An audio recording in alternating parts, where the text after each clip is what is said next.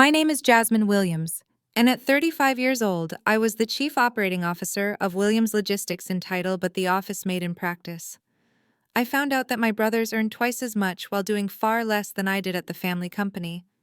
When I questioned HR, my father Otis looked me dead in the eye and said, "They are men and you just waste money on shoes." I quit on the spot and he laughed, asking, "Who is going to hire you at your age?" So I started my own competing company and took all the clients with me.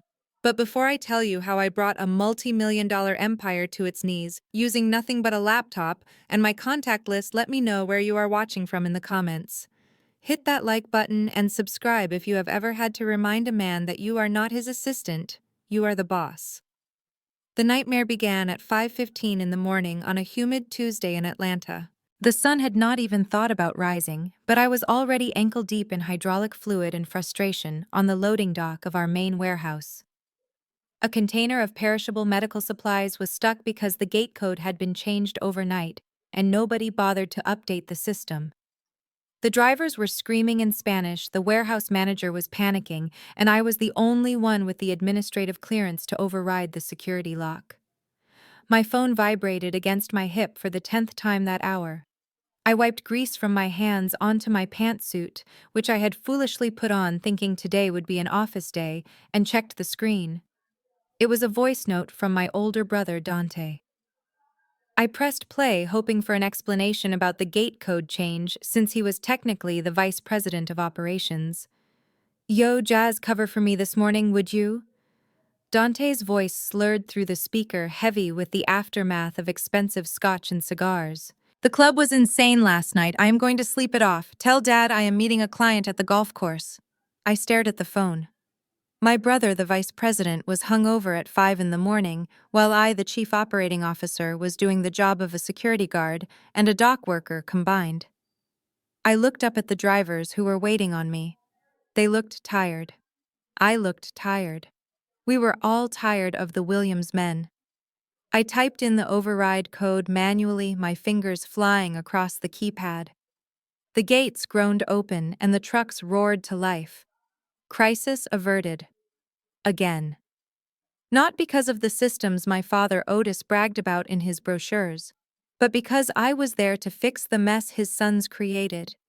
I walked back to my car, my heels clicking against the concrete, a lonely sound in the pre-dawn gray. I had been doing this for 10 years. 10 years of fixing problems I did not create. 10 years of arriving first and leaving last. By 9 o'clock, I had showered, changed into a fresh suit, and was sitting at my desk in the corporate office. The air conditioning was humming, and the chaos of the warehouse felt like a fever dream. I was reviewing the quarterly logistics reports when there was a tentative knock at my door. It was David, the new chief financial officer my father had hired 2 weeks ago. David was young, eager, and terrifyingly incompetent when it came to reading the room. He held a stack of thick, cream-colored envelopes in his hands. "Good morning, Ms. Williams," David said, his smile nervous. "Your father asked me to distribute the quarterly executive bonus checks. He said to just give the whole packet to you since you handle the distribution for the family." I nodded, extending my hand. My father Otis never handled paperwork if he could avoid it. He liked the glory of handing out the big cardboard checks at charity events, but the actual day-to-day finances bored him. I took the envelopes. They were heavy. Expensive paper, the kind that whispered money. David lingered for a moment, then turned and left, closing the door softly. I was alone. I sorted through the stack. One for Otis, one for Dante, one for Tyrell, my younger brother who held the title of Vice President of Business Development, but mostly just developed new ways to lose company data. And one for me. I opened mine first. I was expecting maybe $5,000. The quarter had been rough thanks to a fuel surcharge increase, but I had managed to cut costs in the fleet maintenance division to balance it out. I pulled out the check. $2,500. I stared at the number. 2,500. That was it. That was my reward for 3 months of working 70-hour weeks. That was my reward for saving the medical supply contract this morning. My stomach tightened. Maybe the company was doing worse than I thought. Maybe we were all taking a hit. I picked up Dante's envelope. It was not sealed. My father's administrative assistant usually sealed them, but she was out sick today, which explained why David had brought them directly to me. Curiosity is a dangerous thing, but desperation is dangerouser. I slid the check out, $50,000. The air left the room. I blinked thinking I had misread the zeros. But there they were. 5 zeros. Dante, who was currently sleeping off a hangover who had lost 3 clients last month because he forgot to reply to emails, was getting a bonus 20 times larger than mine. My hands started to shake. I reached for Tyrell's envelope. Tyrell, who had spent the last month planning his fantasy football league draft during strategy meetings. $40,000. And then I saw it. Stuck to the back of Tyrell's check was a printout. It was the master payroll summary.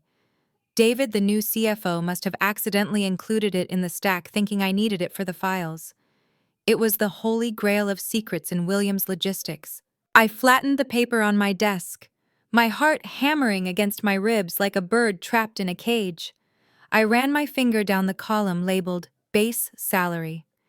Dante Williams, Vice President of Operations, $190,000, plus vehicle allowance, plus country club membership. Tyrell Williams, Vice President of Business Development, $160,000, plus vehicle allowance. Jasmine Williams, Chief Operating Officer, $85,000. No vehicle allowance, no club membership. I felt the blood drain from my face. I made $85,000 a year. I knew I was underpaid compared to the industry standard, but I had justified it to myself. I told myself it was a family business. I told myself we were building a legacy. I told myself Dad was tight with money because he wanted to reinvest in the company. But that was a lie. I looked at the date on the document. It was updated last week. My salary was lower than the sales manager I had just hired. I was the COO, and I was making less than the people I supervised. A memory flashed in my mind. Just last week, I had stood in my father's office, clutching a quote from a roofer.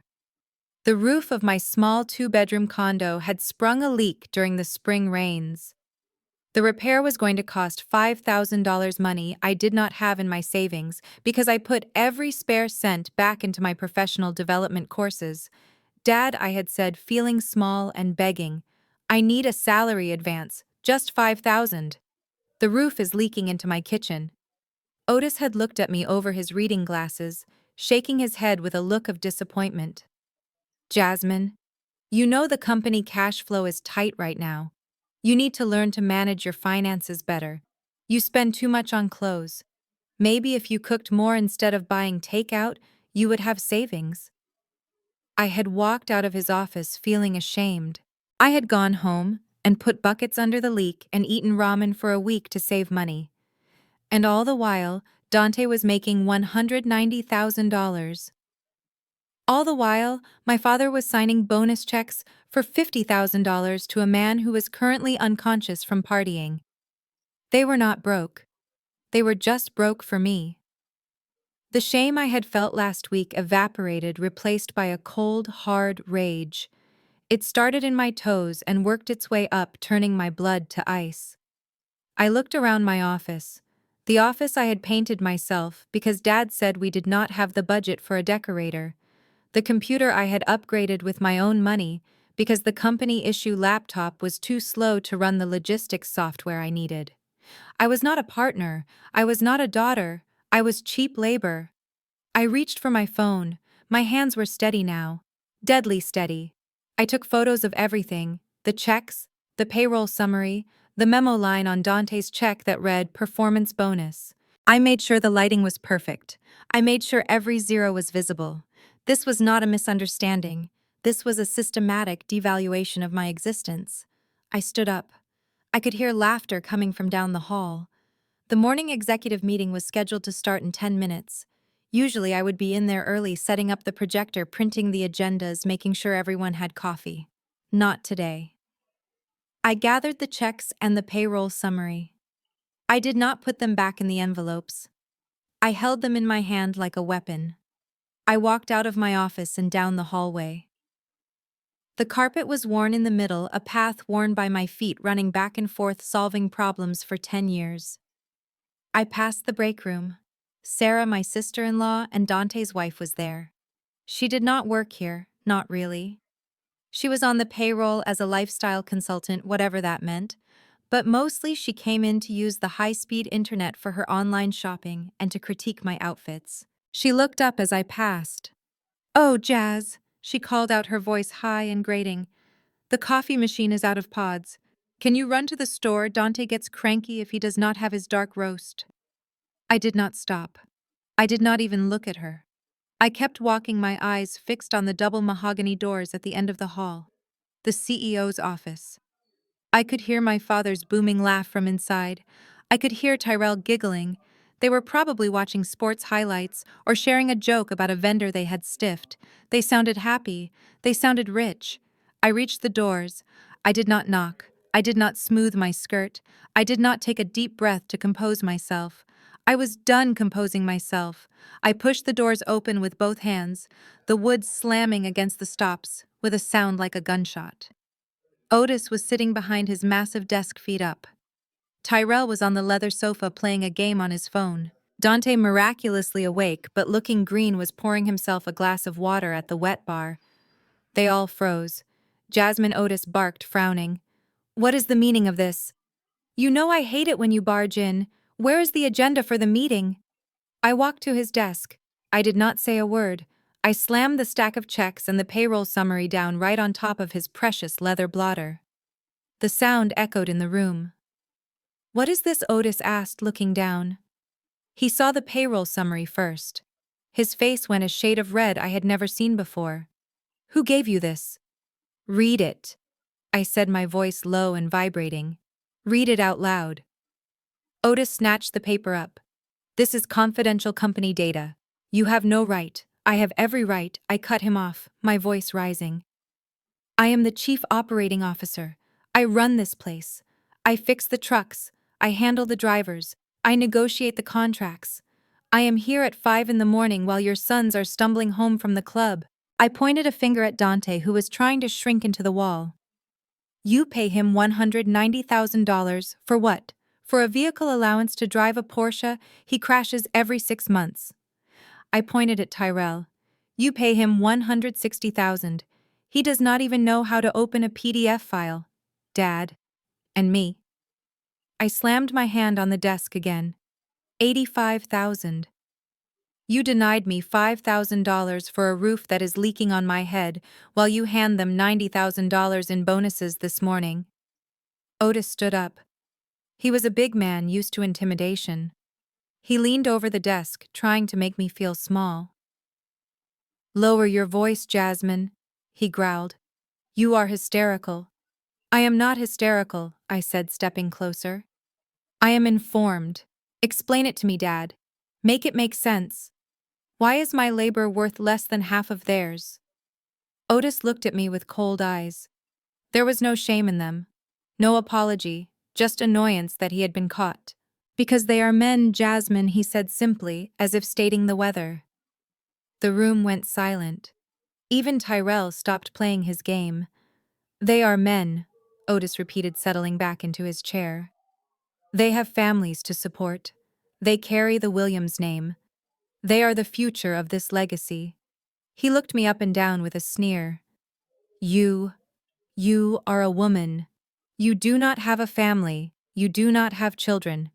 What do you need money for? Shoes bags. Eventually you will get married, and some other man will take care of you. Why should I drain the company accounts to pad your savings when that money is just going to walk out the door to another family? Eventually. I stood there stunned. It was not just greed. It was misogyny so deep and casual it took my breath away. He did not see me as a partner or a successor. He saw me as a temporary liability. Sarah appeared in the doorway behind me. She must have heard the shouting. She was holding a brand new Hermes Birkin bag, the leather gleaming under the office lights. "What is going on?" Sarah asked, looking between us. "Why is she screaming?" "She is jealous, honey," Dante said, finding his voice now that Dad had taken the lead. She found out about the bonuses. She thinks she deserves what I get. Sarah laughed, a cruel tinkling sound. Oh, Jazz, she said, shaking her head. Don't be so greedy. Dante works so hard. He has so much pressure. You live alone in that little condo. You should be grateful your father employs you at all. Look at this bag, though. Dante bought it with his advance. Isn't it gorgeous? She held up the bag. A bag that cost more than my entire year's savings. A bag bought with money I had earned for the company. I looked at the bag. I looked at Sarah's smug face. I looked at Dante's hungover eyes. I looked at Tyrell's indifference. And finally I looked at my father. He was smiling, a small triumphant smile. He thought he had won. He thought he had put me in my place. And in a way he had. He had shown me exactly where my place was. Outside. I reached up and unclipped my ID badge. I took the company credit card out of my wallet. I took the key to the office out of my pocket. I placed them all on the desk next to the evidence of his betrayal. What are you doing? Otis asked, his smile faltering. I am quitting, I said. My voice was not loud anymore. It was dead calm, effective immediately. Otis laughed, a bark of disbelief. You can't quit. Who is going to run the logistics for the Henderson account? Who is going to manage the warehouse? Dante can do it, I said. He is a man, after all. He needs to support his family. Or Tyrell. I am sure his manly instincts will help him figure out the routing software. I turned to leave. You walk out that door, Jasmine, and you are finished, Otis shouted after me. Who is going to hire you? You are 35 years old. You have only ever worked for me. You have no references. You are nothing without the name Williams. You will be back in a month begging for your job back. And when you do, I am cutting your salary to $50,000. I stopped at the door. I looked back at them one last time. The kings of their little castle built on my broken back. Watch me, I said. I walked out. I did not run. I walked past the cubicles of the staff who looked at me with wide eyes. I walked past the receptionist. I walked out the front door into the Atlanta heat. My phone started ringing immediately. It was the warehouse manager. The container issue had resurfaced. I looked at the screen. Then I powered the phone off. I walked to my car, my own car, not a company lease, and got in. I sat there for a moment, listening to the silence. I had no job. I had no savings. I had a leaking roof. But for the first time in 10 years, I was not tired. I was awake, and I was dangerous. Otis Williams had made a mistake. He thought he was the architect of this empire, but he was just the owner. I was the architect. I knew where every beam was placed. I knew where the foundation was weak, and I knew exactly how to bring it all down. The elevator ride to the top floor took exactly 30 seconds, but it felt like a lifetime of suffocation. My heart was pounding a frantic rhythm against my ribs, not from fear, but from a rage so pure and hot it felt like I had swallowed a star. I clutched the stack of payroll documents and bonus checks in my hand, so tight the paper was damp with sweat. The elevator doors dinged softly and slid open, revealing the plush carpet and silent air of the executive suite. It was a different world up here. Downstairs in the warehouse, it was sweat and diesel and shouting. Up here, it was climate-controlled silence and the smell of expensive leather. I marched down the hallway past the empty desk of my father's executive assistant, who was conveniently out sick today, leaving me to discover the truth. I did not stop to compose myself. I did not stop to check my reflection in the glass of the framed awards on the wall, awards that claimed Williams Logistics was a leader in fair business practices. I reached the double mahogany doors of the CEO's office, and I did not knock. I kicked the door open. The heavy wood slammed against the stoppers with a violence that made the room jump. Inside it looked less like a place of business and more like a country club lounge. My father Otis was leaned back in his massive ergonomic chair, his feet propped up on the desk, crossing his ankles in Italian leather loafers. On the 60-inch flat screen mounted to the wall, a golf tournament was playing at low volume. My brothers Dante and Tyrell were sprawled on the leather sofas.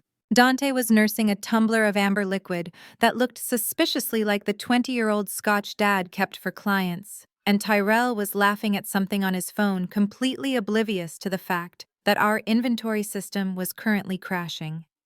They all froze, looking at me like deer caught in the headlights of an oncoming semi-truck. For a second, nobody moved. The only sound was the polite applause from the golf game on the television. "What the hell?" Jasmine Otis barked, swinging his feet off the desk and sitting up. "You almost broke the door off its hinges. Do you have any idea how much that would cost?" "Learn to knock." He did not ask why I was there. He did not ask why I looked like I had been to war. He only cared about his furniture. That was Otis Williams in a nutshell. Appearance over substance. I walked straight to his desk.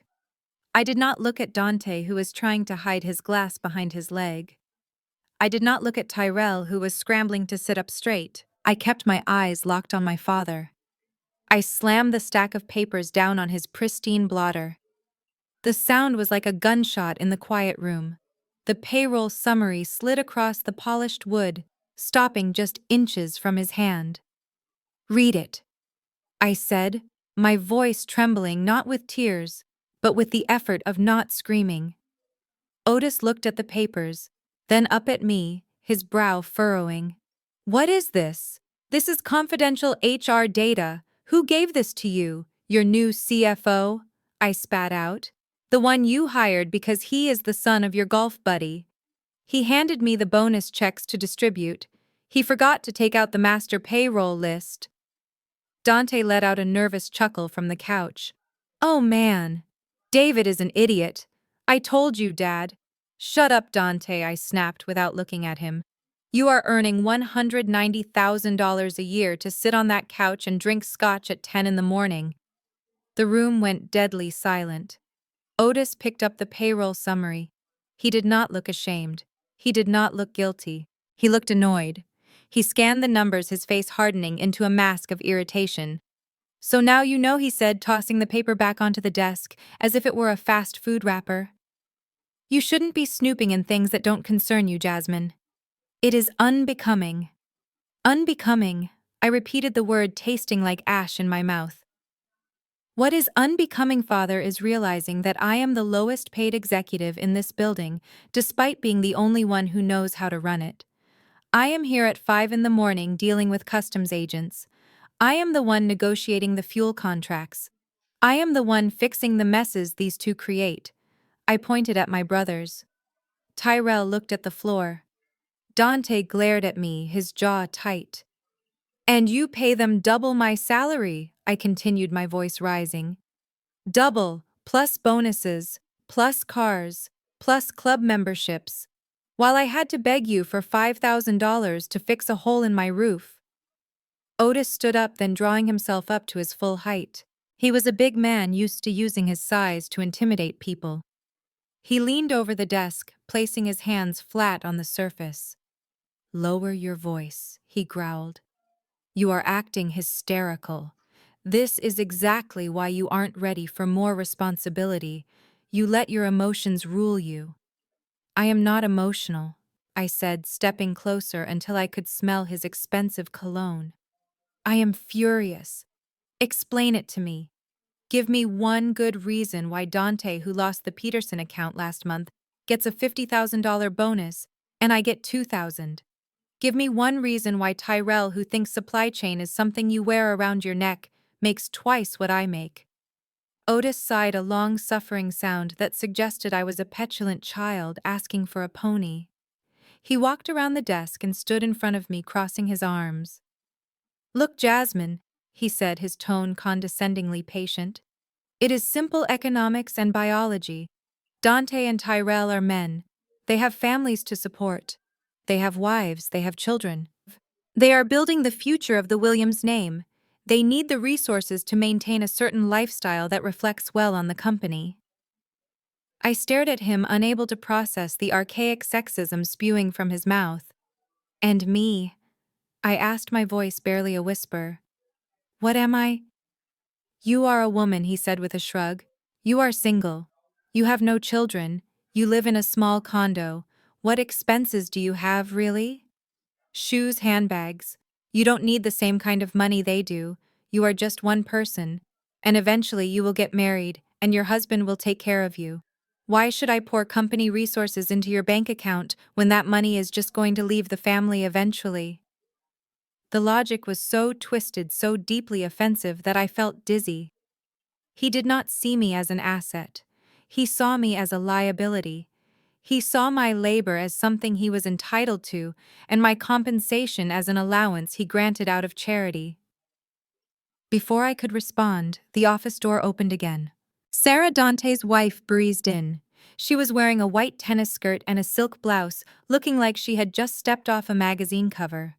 On her arm hung a brand new Birkin bag, the leather gleaming under the fluorescent lights. Hey guys? She chirped, completely misreading the tension in the room. I just wanted to stop by and show Dante what I bought with the bonus check. Isn't it gorgeous?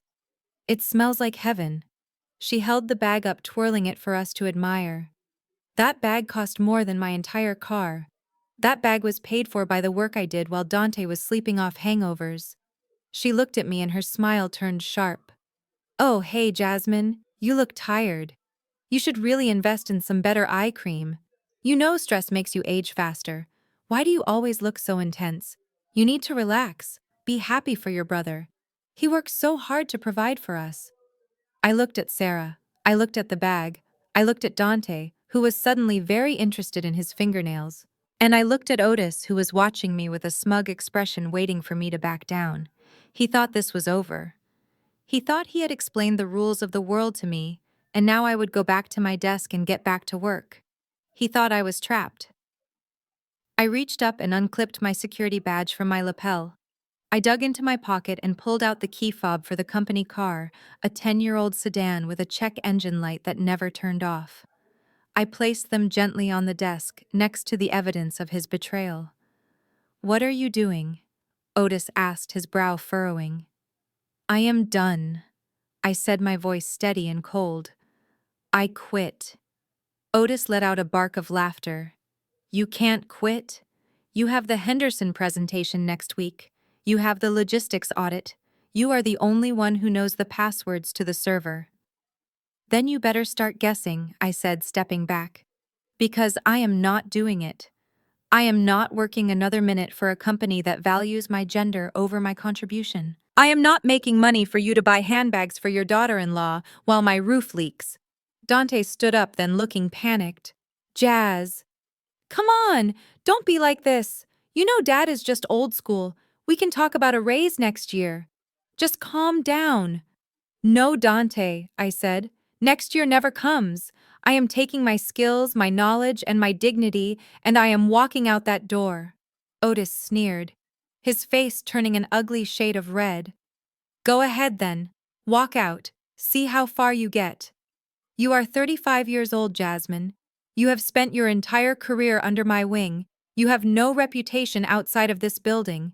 Who is going to hire you? You are a middle-aged woman with an attitude problem. You will be begging me for your job back in a month. And when you do, the salary is $50,000, take it or leave it. I looked at him one last time. I memorized the arrogance on his face. I memorized the cruelty in his eyes. I memorized the way my brothers looked at me with pity instead of respect. I won't be back, Father, I said, and I won't be looking for a job. I will be building one. I turned on my heel and walked out. I ignored Sarah's gasp. I ignored Dante calling my name. I walked down the hallway, past the staring employees, past the life I had built for 10 years, and I pushed through the front doors into the blinding sunlight. I had no plan. I had no savings. But as the door slammed shut behind me, I felt the first breath of fresh air I had tasted in a decade. The war had just begun. 2 hours later, I was sitting in my car in the parking lot of a grocery store staring at my phone. It was vibrating so hard against the center console it sounded like an angry hornet. The screen lit up with the name Otis Williams over and over again. I had not even made it home before the first cracks in the foundation started to show. I knew exactly what was happening inside that building, because I had spent a decade building the systems that were currently failing them. The inventory management server required a dual authentication login every 4 hours. It was a security measure I installed after we lost a shipment 2 years ago. The prompt would have popped up on Tyrell's screen right about now. Tyrell, who had never bothered to learn the password because he said passwords were for nerds. He would be staring at a locked screen while 20 trucks idled at the loading docks burning fuel and patience. My phone stopped ringing for a second, then immediately started again. This time it was a voicemail. I let it go to recording. Then a text message popped up from Dante. It was in all caps. How do you talk to the drivers? They don't speak English. I almost laughed. A bitter, dry sound. The driver spoke perfectly fine English, but they preferred Spanish when they were annoyed, and they were definitely annoyed right now. Dante had spent years making fun of me for taking Spanish classes at night, saying I was wasting my time. Now he was standing on a dock facing a dozen angry Teamsters, and he did not have the words to de-escalate the situation. The phone rang again. Otis.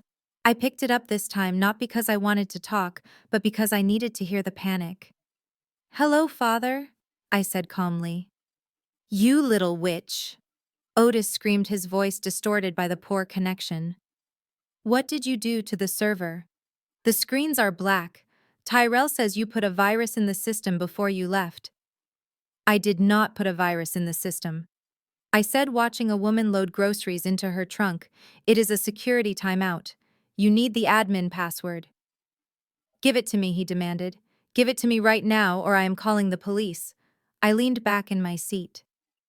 The password is in the operations manual, Father. The blue binder. It has been on the shelf behind your desk for 5 years. I updated it every quarter. There is no binder, he shouted. I threw that junk out months ago. I needed space for my golf trophies. You threw out the operations manual, I repeated. Of course he did, because documentation was women's work, because he assumed I would always be there to be the living, breathing manual. Well, that is unfortunate, I said. The password reset takes 24 hours and requires an email confirmation sent to the COO's address, which is me. And since I do not work there anymore, I am afraid I cannot help you. You are doing this on purpose, he roared. You come back here, Jasmine. You come back here and fix this right now. If you are not at your desk in 20 minutes, I am going to sue you for corporate sabotage. I am not an employee, Otis, I said. I am a private citizen, and I am busy. I hung up. Then I blocked his number. I blocked Dante. I blocked Tyrell. I even blocked Sarah just to be safe. The silence that filled the car was heavy, but it was mine. I put the car in gear and drove home, leaving them to drown in the mess they had created. When I unlocked the door to my condo, the reality of what I had done finally hit me. The adrenaline that had carried me out of the office and through the confrontation faded, leaving behind a cold, hollow fear. I walked into my kitchen and saw the bucket on the floor catching the steady drip from the ceiling. Plink, plink, plink. That sound was the rhythm of my financial anxiety. I sat down at my small dining table and opened my banking app. The numbers stared back at me, unblinking and cruel. $12,400. That was it. That was my entire life savings. Between the mortgage, the condo fees, the car insurance, and the student loans I was still paying off, I had monthly expenses of about $3,000. If I ate rice and beans and never turned on the lights, I could stretch it to 4 months. 4 months before I lost my home. 4 months before I proved Otis right. The tears came then. I put my head down on the cool laminate of the table and sobbed. I cried for the years I had wasted trying to please a man who saw me as an appliance. I cried for the unfairness of it all. I cried because I was 35 years old, and I was starting over from zero while my brothers were probably ordering lunch on the company card right now. But I only gave myself 10 minutes. My grandmother used to say, you can visit Pity City, but you cannot live there. I went to the bathroom and washed my face with cold water. I looked at myself in the mirror. My eyes were red, but my jaw was set. I was Jasmine Williams. I knew every carrier in the tri-state area. I knew the shipping routes better than Google Maps. I was not nothing. I walked back to the kitchen. I pushed the bills aside. I opened my personal laptop. It was an old machine, the fan whirring loudly as it booted up, but it worked. I needed a name, not Williams. I was done with that name. I looked at the globe sitting on my bookshelf, a gift from a client I had helped navigate a complex international shipment last year. JW Global Solutions. It sounded big. It sounded capable. It sounded like a company that did not hire idiots. I went to the Secretary of State website. My fingers flew across the keyboard. I registered the LLC. I paid the expedited filing fee with my credit card, watching my available balance drop. Then I opened a new tab and started building a website. I used a free template. I wrote the copy myself, highlighting my 15 years of experience, my certifications, my network. I did not have a warehouse. I did not have trucks. I did not have a staff. I was a broker now, a middleman. All I needed was my brain and my phone. I worked until the sun went down. I turned my dining table into a command center. I organized my contact lists, pulling names from memory because I had left my Rolodex behind. I knew who the good drivers were. I knew which carriers were reliable. I knew which clients were unhappy with the current market rates. I was building a raft in the middle of the ocean while the storm raged around me. It was terrifying. It was reckless. And it was the most exhilarating thing I had ever done. At 8 o'clock, my burner phone rang. I had bought a cheap prepaid phone at the grocery store on my way home because I knew I needed a line that my father could not trace. I had sent the number to exactly 3 people: Marcus, the head dispatcher; Elena, the accounts receivable manager; and Big Tony, the foreman of the warehouse. I picked up the phone. "Hello, this is JW Global Solutions." "Jazz, is that you?" Marcus's voice whispered through the line. He sounded like he was hiding in a closet. "It is me, Marcus," I said, leaning forward. "Are you okay? Can you talk?" "I am in the supply closet," he said. "It is a war zone down here, Jazz." Absolute madness. Otis came down to the floor about an hour ago. He started screaming at the drivers, telling them to just load the trucks and figure out the paperwork later. 2 drivers walked off the job. They took their keys. I closed my eyes, imagining the scene. Otis thinking he could bully independent contractors the way he bullied his children. "What about the perishables?" I asked. "The medical shipment." "Sitting on the dock," Marcus said. "The temperature alarm is going off. Dante told us to just put some ice on it." Ice, Jazz. On a temperature-controlled pharmaceutical shipment. My stomach turned. That shipment was worth $500,000. If it spoiled, the insurance premiums would skyrocket and the client would sue. "Listen to me, Marcus," I said, my voice low and urgent. "Do not touch that shipment. If Dante wants to ruin it, let him do it with his own hands. Do not put your signature on anything." "Do you understand?" "I hear you," Marcus said. "But Jazz, we are scared. Otis is firing people left and right. He fired Verify Linda because she asked how to process the payroll without you. He says we are all replaceable." "You are not replaceable," I said fiercely. "You are the heartbeat of that company, Marcus. You and Elena and Tony, you are the ones who do the work." "What are we going to do?" Marcus asked, his voice cracking. "I have a mortgage, Jazz. I have kids. I cannot lose this job." "You are not going to lose anything," I promised him, though I had no idea how I would keep that promise. "I am building something, Marcus. It is small right now. It is just me in my kitchen. But it is going to be real, and it is going to be fair." "You are starting your own thing?" he asked, hope creeping into his voice. "I am, and I am coming back for you, all of you. I need you to hold the line, Marcus. Keep your heads down. Do exactly what they say, even if it is stupid, but document everything. Write down every order Dante gives. Write down every time Tyrell messes up. How long, Marcus asked. How long do we have to wait? Give me a week, I said. Just 1 week. I am going to get a client. I am going to get some cash flow. And then I am going to make you an offer that Otis cannot match. Okay, Jazz, Marcus said. We trust you. We are with you. He hung up. I sat there in the dim light of my kitchen, the silence returning. I had made a promise. I had put my reputation on the line for the people who had been loyal to me. Now I had to deliver. I looked at my laptop screen. The website was live. It looked professional enough. Now I needed a fish. A big one. I opened my mental Rolodex. I thought about all the clients my father had neglected over the years. The ones Dante had been rude to. The ones Tyrell had ignored. There was one name that stood out. Mr. Henderson. He ran a massive pharmaceutical distribution network. He was old school. He valued precision and honesty.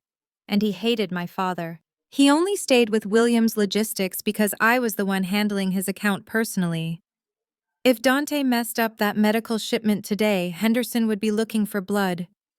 I looked at the clock. It was 8:30. Henderson would still be in his office. He worked late. I took a deep breath. I smoothed my hair even though no one could see me. I picked up my phone. This was it. The first shot in the war. I dialed the number. It rang once. Twice. Henderson Distribution. This is Robert Henderson, a gruff voice answered. Mr. Henderson. I said, my voice steady and professional. This is Jasmine Williams. I am calling to let you know that I am no longer with Williams Logistics. I have started my own firm, JW Global Solutions, and I have reason to believe your shipment in Atlanta is currently compromised. There was a silence on the other end. A heavy, pregnant silence. Talk to me, Jasmine Henderson said. And so I did. 1 week later, the silence from my father's camp broke, not with an apology, but with a process server banging on my front door at 7 in the morning. He was a bored-looking man in a windbreaker holding a thick manila envelope that looked heavy enough to kill a small animal. I signed for it with a shaking hand, my morning coffee suddenly turning to acid in my stomach. I sat on my living room floor and tore the envelope open. It was a lawsuit. A massive, aggressive, terrifying lawsuit. Otis was suing me for breach of contract violation of a non-compete agreement, theft of trade secrets, and corporate espionage. He was throwing every legal term in the book at me, hoping something would stick, or at least scare me into submission. But the lawsuit was just the first wave. By 9 o'clock, my phone started blowing up. It was not clients, it was vendors. People I had worked with for a decade. Jasmine. Is it true? One of our fuel suppliers asked, his voice hushed. I heard Otis telling people you were fired for embezzlement. He said you skimmed $50,000 from the maintenance fund. My blood ran cold. He was not just trying to stop me from working. He was trying to destroy my reputation. He was painting me as a thief to make sure no one in the industry would ever trust me again. Embezzlement. The word made me want to scream. I was the one who balanced the books down to the penny. I was the one who used my own money to buy office supplies when cash flow was tight. I checked my email. There was a message from a carrier I had been trying to woo for my new company. Just one line. Due to recent allegations, we cannot move forward with your contract. Otis was playing scorched earth.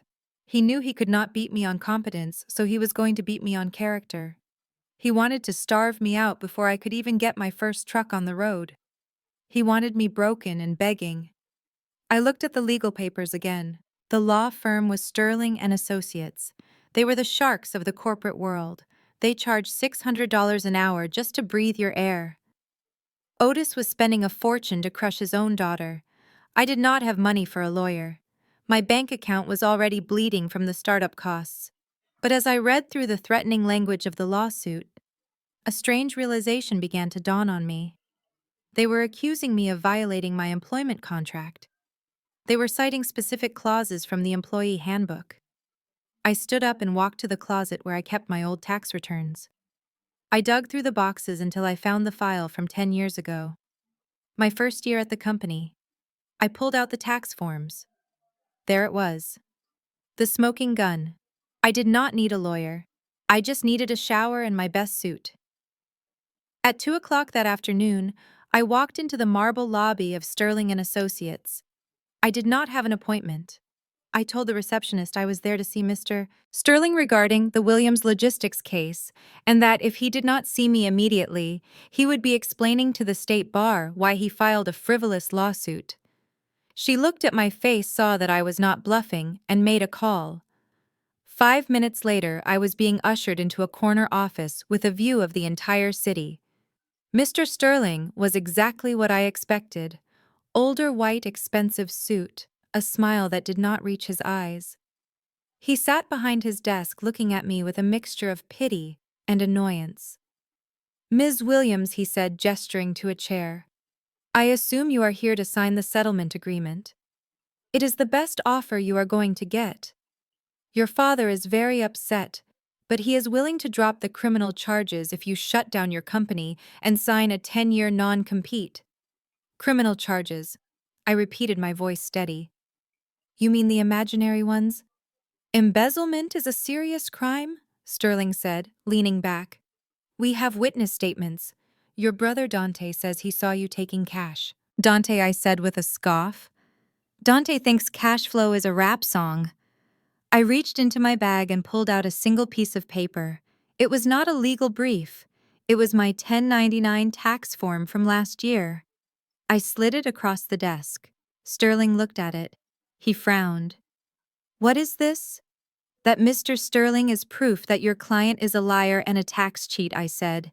Sterling picked up the paper. "This is a 1099 form. This is for independent contractors." "Exactly," I said, leaning forward. "For 10 years my father has classified me as an independent contractor. He did it to avoid paying payroll taxes. He did it to avoid paying for my health insurance.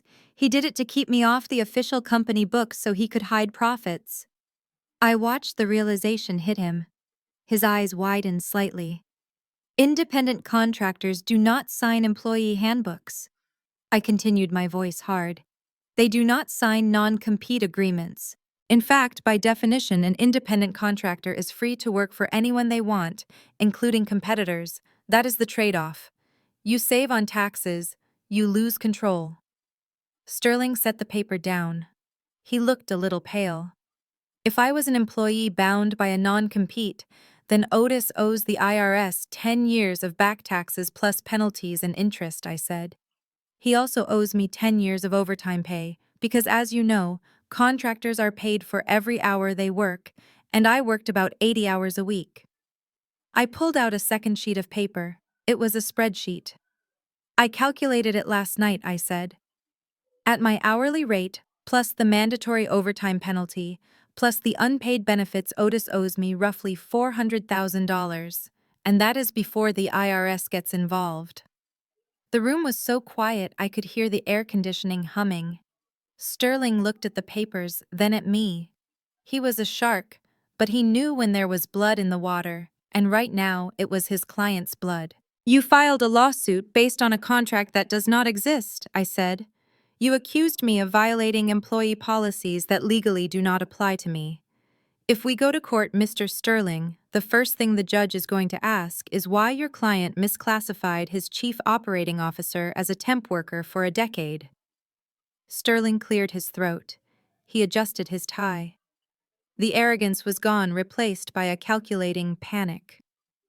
"Ms. Williams," he said, his voice much softer now, "perhaps there has been a misunderstanding regarding your status." "There is no misunderstanding," I said, standing up. "There is just fraud. My father wanted to save money, so he cut corners. Now he wants to use the legal system to bully me. He cannot have it both ways." I pointed at the phone on his desk. "Call him," I said. "Call him right now. Tell him to drop the lawsuit. Tell him to retract the rumors about embezzlement. Tell him that if I hear one more word about me stealing money, I am going to send this entire file to the IRS whistleblower hotline." Sterling stared at me for a long moment. Then he reached for the phone. He did not look at me as he dialed. "Otis," he said, when the line connected, "we have a problem." I did not stay to hear the rest. I turned and walked out of the office, my heels sinking into the expensive carpet. I felt light. I felt powerful. I had walked into the lion's den armed with nothing but the truth, and I had walked out wearing a fur coat. By the time I got back to my car, my phone pinged with an email from Sterling's office. It was a formal notice of dismissal. The lawsuit was dropped with prejudice, meaning they could never file it again. I sat in the driver's seat and let out a breath I felt like I had been holding for a week. I had won the first battle. Otis had tried to use his money and his power to crush me, and I had used his own greed against him. But I knew this was not over. Otis Williams was not the kind of man who took defeat lying down. He was humiliated, and he was scared. That made him dangerous. I started my car. I had a business to run, and now that the legal threat was gone, I could finally focus on the real work, taking his clients. My phone rang again. It was a number I did not recognize. I hesitated, then answered. "This is Jasmine." "Ms. Williams, this is Robert Henderson," a voice barked. My heart skipped a beat. It was the client, the one whose medical shipment was currently melting on my father's loading dock. "I heard you left the company," Henderson said. "I heard there are rumors. The rumors are false, Mr. Henderson." I said, my voice firm. "My father dropped the lawsuit an hour ago because he knows they are false." "I don't care about lawsuits," Henderson said. "I care about my vaccines. I have a shipment stuck in Atlanta. Nobody at Williams is answering the phone. My tracking data says the temperature is rising. Can you help me?" I smiled. It was a sharp, dangerous smile. "I can help you, Mr. Henderson," I said. "But it is going to cost you a new contract. Name your price," he said. I put the car in gear. The game was on. The situation at the Atlanta depot was deteriorating faster than ice cream on a sidewalk. While I was fighting legal battles in a high-rise office, my brother Dante was busy destroying the company's most valuable relationship 1 degree at a time. The shipment in question was $500,000 worth of temperature-sensitive insulin. It required a constant environment of 36 to 46 degrees Fahrenheit. Dante, in his infinite wisdom, had decided to cut costs. Instead of booking the premium refrigerated carrier we had used for years, a company that charged a premium because they guaranteed temperature stability, he had hired a cut-rate independent operator off a load board. I knew exactly why he did it. The premium carrier charged $3,000 for the run. The cheap guy charged $1,200. Dante had pocketed the $1,800 difference, probably logging it as an administrative expense to pay off his credit card bill. But you get what you pay for. The cheap truck had a refrigeration unit that was older than I was. It had failed 2 hours ago just outside the city limits. The driver was sitting on the side of the highway in 90-degree heat, and the internal temperature of the trailer was climbing. 48 degrees, 50 degrees. Every minute that ticked by was costing Henderson Distribution thousands of dollars in spoiled product. My phone was still pressed to my ear. Mr. Henderson was breathing hard on the other end of the line. He was not a man who panicked easily, but this was a disaster that could bankrupt a smaller company. "Jasmine," he said, his voice tight. "The driver says the unit is dead. He says he is waiting for a mechanic, but it could be 4 hours. The product will be ruined by then." I called Otis. I called Dante. Nobody is picking up. "Your father's voicemail is full." Of course it was full. Otis was probably screening calls to avoid dealing with the fallout of my resignation, and Dante was likely hiding in the bathroom trying to figure out how to blame this on the weather. They were cowards. They wanted the title of boss, but they ran from the responsibility. "I can fix it, Mr. Henderson," I said. I was sitting in my car, the engine idling. My mind was racing, pulling up a mental map of every truck currently moving through the southeast. "How?" he asked. "You don't have a fleet anymore, Jasmine. I don't need a fleet, I said. I have relationships. Relationships my father never bothered to cultivate because he was too busy counting pennies. There is a driver named Carlos Rodriguez. He runs a state-of-the-art reefer unit. He is an owner-operator who usually hauls for the big pharmaceutical chains. He owes me a favor because I helped him sort out a billing dispute with a receiver last year when nobody else would listen to him. I checked my mental clock. Carlos usually ends his run in Atlanta on Tuesdays around this time. If he is empty, he can be at that breakdown site in 20 minutes. Call him, Henderson said. Please, Jasmine. If you save this load, I will listen to whatever proposal you have. I hung up and dialed Carlos immediately. He answered on the second ring, the sound of Spanish talk radio in the background.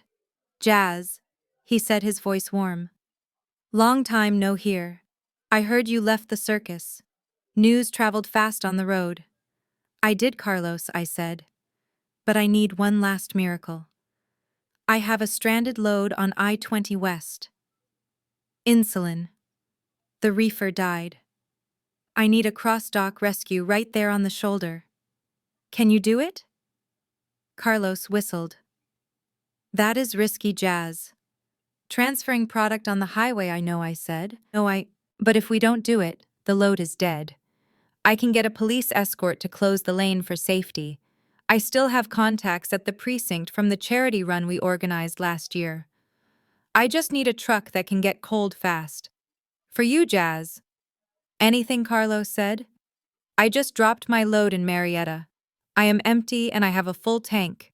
Send me the coordinates. I texted him the location. Then I called my contact at the highway patrol. It took 2 minutes of begging and a promise to donate to the policeman's ball, but I got a cruiser dispatched to the scene to oversee the transfer. I called Henderson back. Help is on the way, I said. Carlos will be there in 18 minutes. The police are securing the scene for a transfer.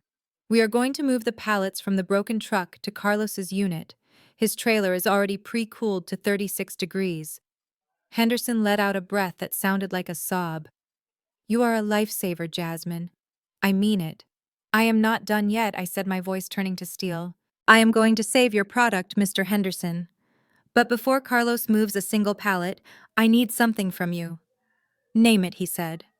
I want the contract, I said. Not just this load. I want the exclusive contract for all Henderson distribution shipping lanes in the Southeast. I want Williams Logistics fired today. Effective immediately. There was a silence on the line. I held my breath. This was the gamble.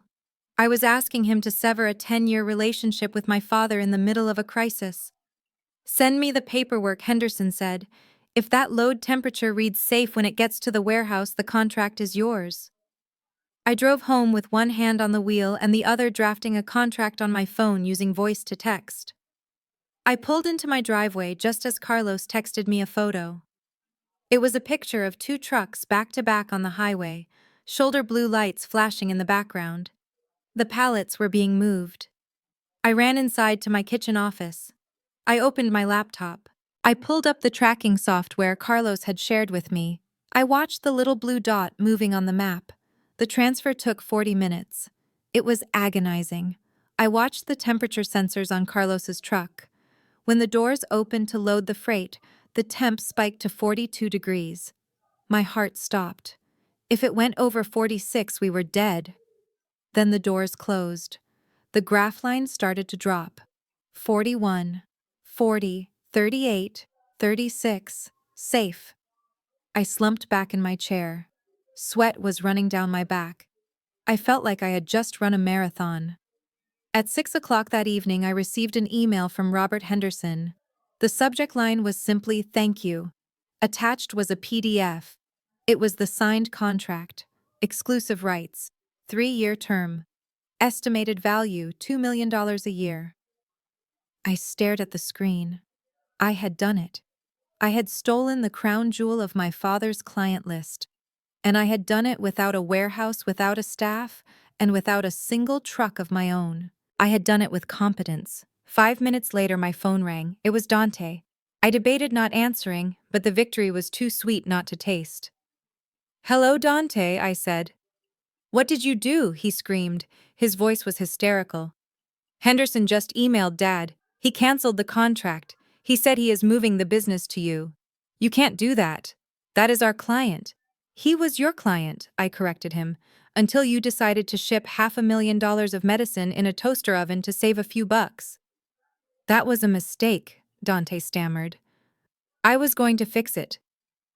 "You were hiding in your office, Dante," I said. "You didn't even know where the truck was." "Dad is going to kill me," he whispered, and for a second he sounded like a scared little boy. "He should," I said coldly. "You cost him $2 million today."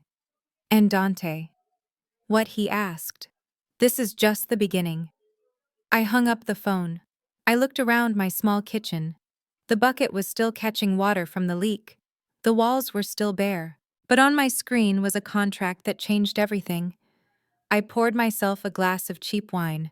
I toasted the empty room, one down. The next morning, I woke up before my alarm. For the first time in my life, I did not wake up with a sense of dread. I woke up with a plan. Henderson was a big win, but it was dangerous. I had promised him a level of service that required more than just me and a laptop. I needed a team. I knew exactly who I wanted. I had spent 10 years hiring the best people in the business, only to watch my father and brothers beat the enthusiasm out of them. There was Marcus, the dispatcher who could route a truck through a hurricane. There was Elena, who handled billing with the precision of a surgeon. There was Sarah, not my sister-in-law, but the customer service lead, who had a memory like a steel trap. And there were two drivers, Ben and Jerome, who were the most reliable operators in the state. They were all currently working at Williams Logistics. They were all miserable, and they were all underpaid. I opened my laptop and drafted 5 offer letters. I did not have a big budget yet, but the Henderson contract gave me cash flow. I offered them each a 20% raise over what my father was paying. I offered them full health benefits, something Otis had cut 3 years ago to pay for his new boat. And most importantly, I offered them equity. Profit sharing. If we won, they won. I sent the emails at 8 o'clock in the morning, just as they would be arriving at the Williams office to face another day of Dante's incompetence and Otis's yelling. Then I waited. At 8:15 my phone rang. It was Marcus. "Jazz," he said, his voice low. "Is this real?" "It is real, Marcus," I said. "I got the Henderson contract. We are live." There was a silence on the line. Then I heard a sound I had not heard in that office in years. Laughter. "I am looking at Dante right now," Marcus said. "He is trying to figure out why the coffee machine won't work. He looks like he is about to cry." "Pack your box, Marcus," I said. "I rented a co-working space downtown. We start at 9. "I am gone," he said. By 8:30 I had heard from all 5 of them. They were all in. At 9 o'clock I walked into the Keo working space. It was just a glass-walled room with a few desks and a whiteboard, but it felt like a palace. My team started trickling in. They looked nervous, but they also looked excited. They were carrying boxes of personal items, photos of their kids' lucky staplers. They had walked out. They had left Otis high and dry. We spent the morning setting up. We routed the Henderson shipments. We called carriers. We set up the billing system. The energy in the room was electric. We were pirates stealing a ship and sailing it better than the Navy ever could. Around noon, my phone buzzed. It was a notification from social media. Someone had tagged me in a live video. It was Sarah, my sister-in-law. She was standing in the parking lot of my co-working building. She was holding her phone up, filming herself screaming at the building. "She is in there!" Sarah shrieked at the camera, her perfect makeup smeared. "Jasmine Williams is a thief. She stole our employees. She stole our clients. She is running an illegal operation. Do not do business with her." She was standing next to her new white Range Rover, the one the company leased for her. I looked at my team. They looked worried. "Is she going to cause trouble?" Elena asked. I stood up. "No," I said. "She is going to give us free publicity." I walked downstairs. I did not hide. I walked right out the front door, phone in hand, live streaming right back at her.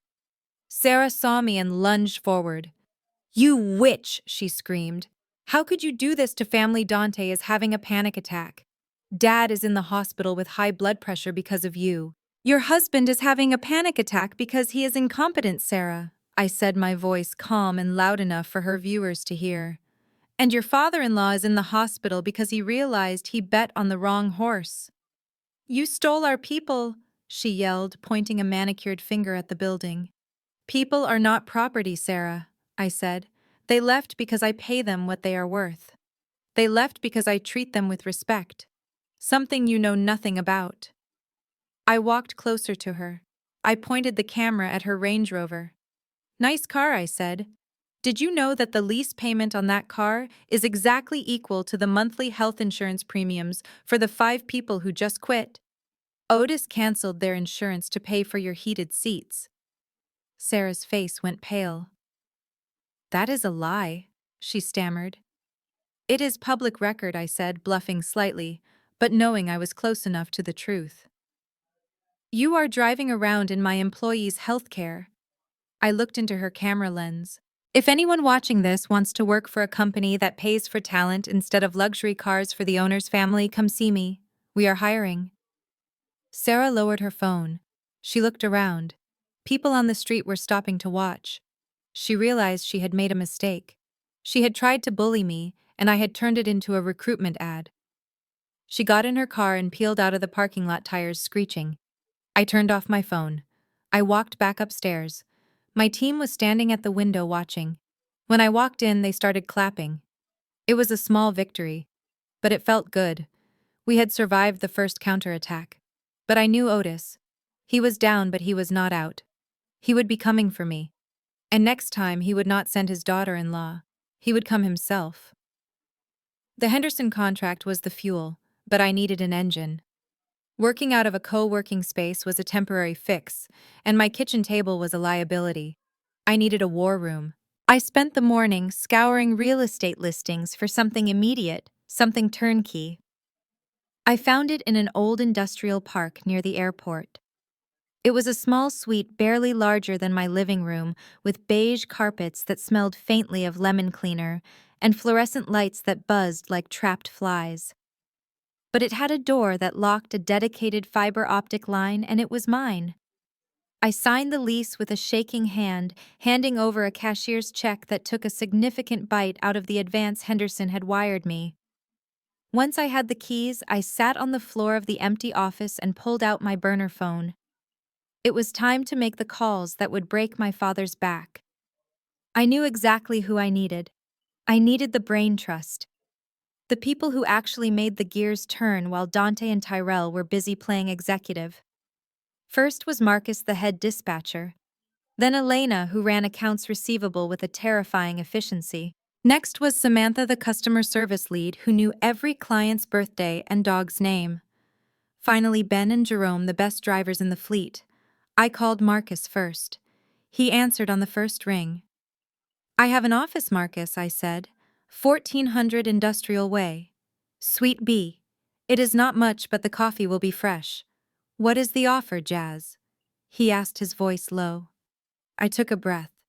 This was the math I had agonized over all night. I was betting everything on this. 20% increase on your current base salary, I said. Full medical and dental benefits starting day 1. 2 weeks paid vacation. And equity. 5% profit sharing vested over 3 years. There was a long silence on the line. I knew what he was thinking. Otis had cut their health insurance 3 years ago, claiming premiums were too high while simultaneously leasing a new boat. Health insurance. Marcus asked, his voice cracking slightly.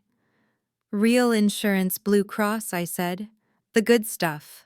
I put down the deposit this morning." "I am in," he said. "I am so in." I made the next 4 calls. Elena cried when I mentioned the dental plan because her daughter needed braces. Samantha agreed before I even finished the sentence.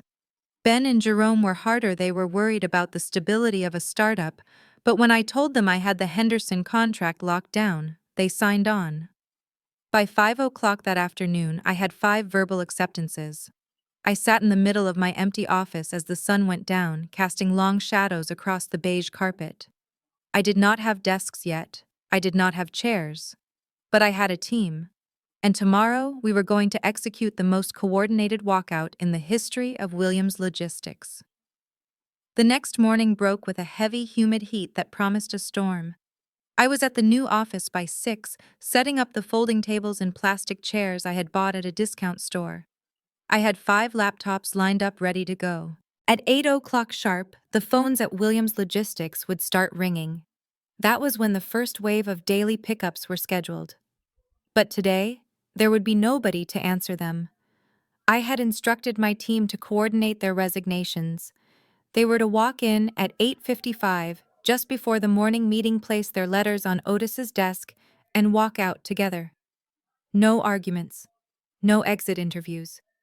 Just ghost. I paced the small office, checking my watch. 8:50. 8:55. At 9 o'clock, my phone buzzed. It was a text from Marcus.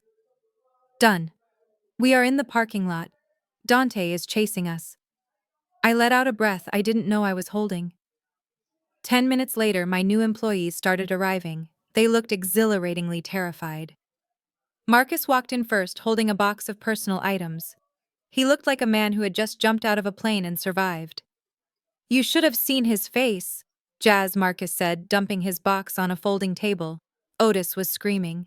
He threw a stapler. He told us we were all ungrateful traitors. Dante was trying to block the door. Did you sign anything, I asked? Nothing, Marcus said. We just dropped the letters and left. The phones were ringing off the hook when we walked out. Nobody was answering. Good, I said. Let them ring. By 10 o'clock, we were operational. It was chaotic. We were sitting on plastic chairs, shouting over each other, routing trucks and calming down confused drivers. But we were working. And for the first time in years, these people were smiling while they worked. Across town, Williams Logistics was melting down. I knew this because my phone was blowing up with texts from the drivers who were still stuck over there. Nobody is giving us load numbers. Gate is locked. Who do I send the bill of lading to? I didn't answer them. I couldn't. I had to focus on my own ship. But I knew the silence at my father's company was deafening. He had lost his dispatch, his billing, his customer service, and his 2 best drivers in the span of 5 minutes. He was a general without an army. And then the Queen arrived. It was just after 11 when a white Range Rover screeched into the parking lot of our industrial park. I saw it through the front window. It parked diagonally across 2 spaces, taking up half the available room. Sarah got out. She was wearing oversized sunglasses and a pink tracksuit that probably cost more than my rent. She looked furious. She slammed the car door so hard I felt the vibration through the glass. Here we go, I muttered, standing up. My team looked up. They saw Sarah marching toward the door. They looked nervous. Sarah had a reputation for being vicious when she felt slighted. Keep working, I told them, my voice calm. I will handle this. I walked to the front door and stepped outside just as Sarah reached the sidewalk. I closed the door behind me. I didn't want her toxicity contaminating my new workspace. Sarah stopped a few feet away from me. She pulled down her sunglasses. Her eyes were puffy, like she had been crying or screaming or both. You little thief, she spat. You ruin everything, don't you? Hello, Sarah, I said, crossing my arms. Can I help you with something? You stole our employees, she shrieked, her voice echoing off the brick buildings. You stole Marcus. You stole Elena. Do you know what you have done? Dante is inside right now, trying to figure out how to dispatch a fleet of trucks. He is having a panic attack. He can't breathe. That sounds like a personal problem, Sarah, I said. Maybe he should have learned how to do his job instead of playing golf.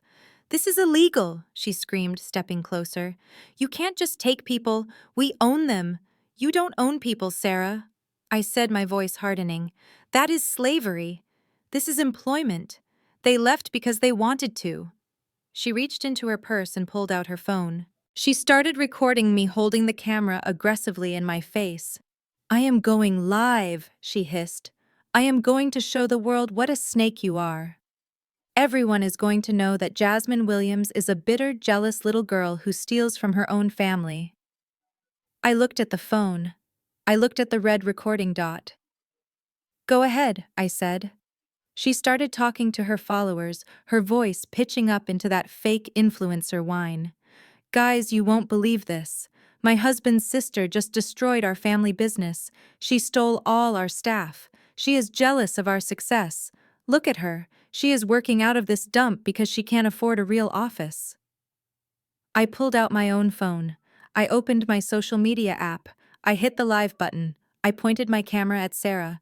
I pointed it at her Range Rover. "Hi everyone," I said to my own camera, my voice loud and clear. "This is Jasmine Williams, owner of JW Global. I have a special guest today. This is my sister-in-law, Sarah." Sarah looked confused. She faltered in her rant. "Sarah is very upset because 5 people quit my father's company today to come work for me." I continued walking around her so my camera caught the gleaming white SUV in the background. "She says I stole them. But the truth is, I just offered them health insurance." I zoomed in on the car. "You see this car, guys? This is a Range Rover autobiography.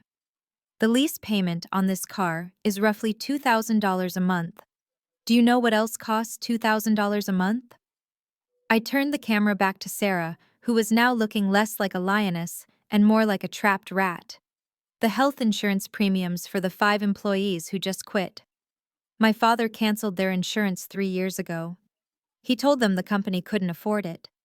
But then the company leased this car for Sarah, who does not even work there." Sarah lowered her phone. "Stop it," she said. "Stop recording." "No, Sarah," I said, stepping closer. "You wanted to go live. Let's go live. Let's tell the world how Williams Logistics works. Let's tell them that you are driving around in the unpaid wages of the people who actually do the work. Let's tell them that my brother Dante, your husband, makes double my salary to sit in an office and nap while I built the company he is currently destroying." The comments on my screen were scrolling fast. People were reacting. They were angry. "This is what theft looks like, Sarah," I said, pointing at her car. "It doesn't look like a woman starting a business in a warehouse. It looks like a white SUV paid for by denying medical care to working families." Sarah's face turned a blotchy red. She looked at her phone, then at mine. She realized she had lost control of the narrative. She realized she wasn't the victim here. She was the villain. She turned and ran to her car. She fumbled with the keys, scratching the door handle in her haste. She jumped in and reversed out of the spot, nearly hitting a dumpster. She sped away, the engine roaring, a cloud of exhaust hanging in the humid air. I watched her go. I ended my live stream. I saved the video. Receipts. I walked back inside. The office was quiet. My team was staring at me. Marcus had a look of awe on his face. "Did you really just do that?" he asked.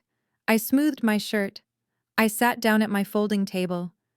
"Back to work, everyone," I said. "We have freight to move." They cheered. It was a ragged, spontaneous sound, but it was the best thing I had heard all day. We were not just a company anymore. We were a resistance, and we just won our first skirmish. November arrived with a chill that settled deep in my bones, not from the weather, but from the incessant ringing of my phone. It was Thanksgiving week and my mother was on a campaign of emotional attrition. She called me 5 times a day, leaving voicemails that ranged from tearful to demanding. She said the family was falling apart without me. She said tradition mattered. She said Dad was willing to let bygones be bygones if I just came to dinner. I knew exactly what that meant. Otis Williams did not know the meaning of the word forgive. If he wanted me at the table, it was because he needed something. My sources told me Williams Logistics was hemorrhaging money. The Henderson loss had triggered a domino effect, and 3 other mid-sized clients had walked in October. The warehouse was operating at 40% capacity, and the remaining drivers were threatening to unionize. Otis didn't want a family reunion, he wanted a free consultant. I finally picked up on Tuesday. "Jasmine, baby, please." My mother pleaded, her voice thick with that specific guilt only a Southern matriarch can weaponize. "Just come for an hour. It is Thanksgiving. We have never spent it apart. Your father promised to be civil. He even bought that expensive cranberry sauce you like." I looked at my calendar. I had a contract review scheduled for Friday morning with a massive automotive parts supplier. It was the deal that would push JW Global into the 8-figure revenue bracket. I didn't need their turkey, and I certainly didn't need their drama. But a part of me, the part that was still the little girl wanting her daddy's approval, was curious. I wanted to see the rot with my own eyes. "Fine, Mom," I said. "I will come for dinner, but I am leaving by 8. I pulled up to the family estate at 6 o'clock sharp. The house looked the same, imposing and manicured, but there were subtle signs of neglect I had never noticed before. The landscaping was a little overgrown, the fountain in the driveway was turned off, and parked right in front in the spot usually reserved for guests was Dante's Porsche Panamera. It was dusty. Otis met me at the door. He was wearing a cashmere sweater that looked a size too big for him now. He had lost weight, his eyes were shadowed, but the arrogance was still there, locked in the set of his jaw. "Hello, daughter," he said stiffly, holding the door open. "Nice of you to finally show up." "Hello, father," I said, stepping past him. The house smelled of rosemary and denial. We moved into the dining room where the table was set with the good china, the stuff we were usually only allowed to look at. Dante and Sarah were already seated. Sarah was wearing last season's Gucci, looking at her phone. She didn't look up when I entered. Tyrell was already eating a bread roll, crumbs falling onto his silk tie. "Sit down," Otis commanded, pointing to my old seat. The one near the kitchen door. The servant's seat. I sat. I unfolded my napkin. I waited for the show to begin. Dinner was a masterclass in delusion. My mother bustled back and forth, bringing out platters of turkey and stuffing, trying desperately to fill the silence with chatter about the weather and the neighbors. Otis carved the bird with a violence that suggested he was imagining it was my neck. So Dante Otis boomed, passing a plate of dry meat to Tyrell. "Tell us about the Miami expansion. How are the numbers looking?" I took a sip of my water to hide my smile. There was no Miami expansion. I knew for a fact that the Miami office was just a P.O. box Dante had rented to hide credit card bills from Sarah. "It is booming, Dad," Dante said, his voice too loud. "We are crushing it. I have 3 new clients lined up. Big players. We are going to double revenue by Q1. "That is my boy," Otis said, beaming a look of pure adoration he had never once directed at me. "And Tyrell? How is the software upgrade coming?" Tyrell choked on his wine. "Oh, it is great, Dad. Really complex stuff. The developers are saying we are light years ahead of the competition. We are going to revolutionize the industry." I cut into my turkey. It was sawdust. Tyrell hadn't spoken to a developer in 6 months.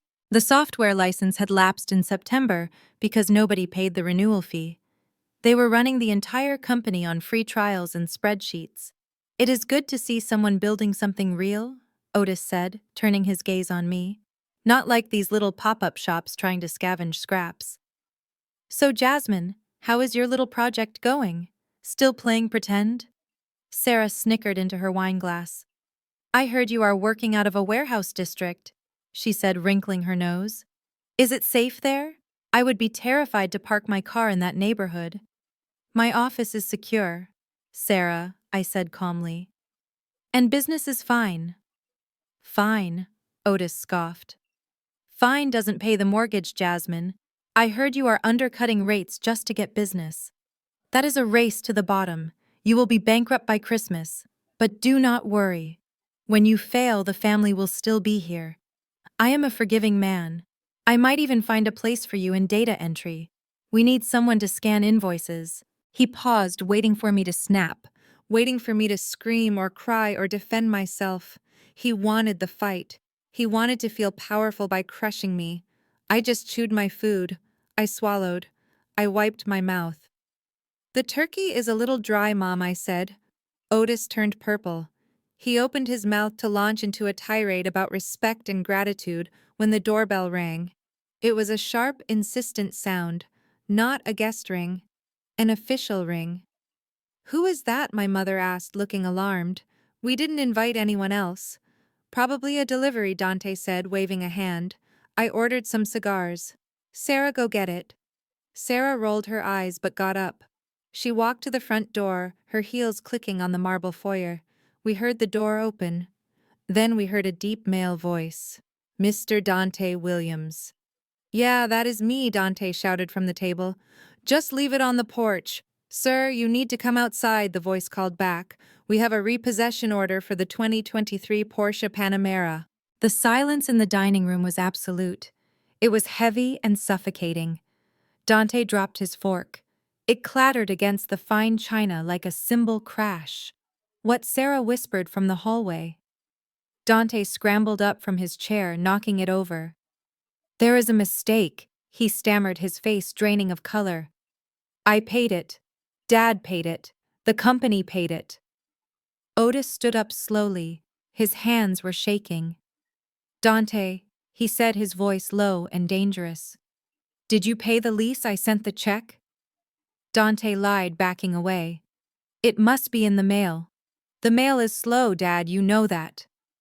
We heard the distinct sound of a diesel engine revving up outside, the grinding of hydraulics, the sound of a car being lifted. Sarah screamed. No, my car seat is in there. My sunglasses. She ran out the door. Dante followed her, stumbling over his own feet. Otis stood frozen at the head of the table, staring at the empty doorway. Tyrell kept eating his roll, eyes wide. I stood up. I smoothed my dress. I picked up my purse. This has been lovely, Mom, I said to my mother, who was weeping silently into her napkin. But I really have to go. You can't go, Otis whispered, not looking at me. We are in a crisis. No, Father, I said, walking toward the door. You are in a crisis. I am in a growth phase. I walked out onto the front porch. The tow truck was already backing out of the driveway, the Porsche hooked up and dangling like a dead fish. Sarah was pounding on the window of the truck, screaming at the driver. Dante was on his phone, presumably yelling at a bank that had stopped listening months ago. I walked past them. I walked past the repo man who tipped his hat to me. I got into my car, my own car paid for with cash from my own profits. Where are you going? Dante screamed at me as I started the engine. Do something, Jazz. You know these people. Call them off. I rolled down the window. The cold November air rushed in. I can't, Dante, I said. I have a meeting. A meeting. On Thanksgiving, he yelled. Money doesn't sleep, big brother, I said. And neither do I. I rolled up the window. I put the car in drive. And I left them there, screaming on the lawn of a house they could no longer afford to heat. 3 months later, the winter had turned Williams Logistics into a frozen wasteland. The hemorrhage of clients had not stopped with Henderson. It had become a full-blown epidemic. 70% of the revenue was gone. The warehouse that used to hum with the sound of forklifts and shouting voices was now echoing and silent. The remaining staff walked around like ghosts, waiting for the inevitable pink slip. I knew all of this because my new employees still had friends on the inside. They told me everything. They told me about the silence. They told me about the panic. And they told me about Tyrell's masterpiece. It happened on a Tuesday in February. Tyrell had been tasked with a simple job. He needed to archive old client data to free up server space because they were too cheap to buy more storage. Instead of archiving, he hit delete. He deleted the entire customer relationship management database. 10 years of contacts, 10 years of shipping history, 10 years of pricing data, gone in a single click. When Otis found out, he didn't even scream. He just stared at the blank screen, his face turning a terrifying shade of gray. There was no backup. The backup drive had failed 6 months ago, and Dante had used the replacement budget to buy courtside seats to a basketball game. They were flying blind. They didn't know who owed them money. They didn't know who needed trucks. They didn't even know the phone numbers of the few clients who hadn't fired them yet. That afternoon, a small shipment came in. It was just 20 pallets of auto parts, a mercy load from a client who hadn't heard the news yet. But there were no warehouse workers to unload it. The last forklift driver had quit that morning after his paycheck bounced. Otis looked at Dante. Dante looked at his phone, pretending to be busy. Otis looked at Tyrell. Tyrell looked like he was about to vomit. "Fine," Otis spat, throwing his suit jacket on the floor. "I will do it myself." He marched down to the loading dock. He was 65 years old. He was overweight, he had high blood pressure, and he hadn't lifted anything heavier than a golf club in 20 years. He climbed onto the forklift. He managed to get the pallet off the truck. But when he tried to adjust it manually because he had parked it crooked, he slipped. He tried to catch the weight of a 200-pound crate with his bare hands. The sound was audible across the warehouse. A wet, sickening snap. Otis went down screaming. He writhed on the concrete, clutching his lower back. The driver watched in horror.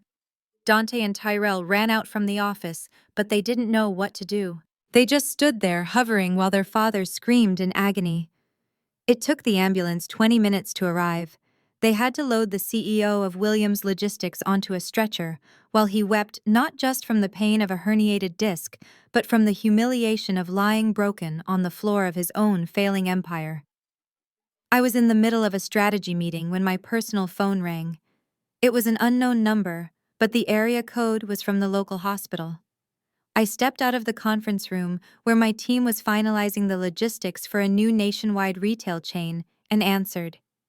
"Jasmine," a voice croaked. It sounded weak, small, and terrified. It was my father.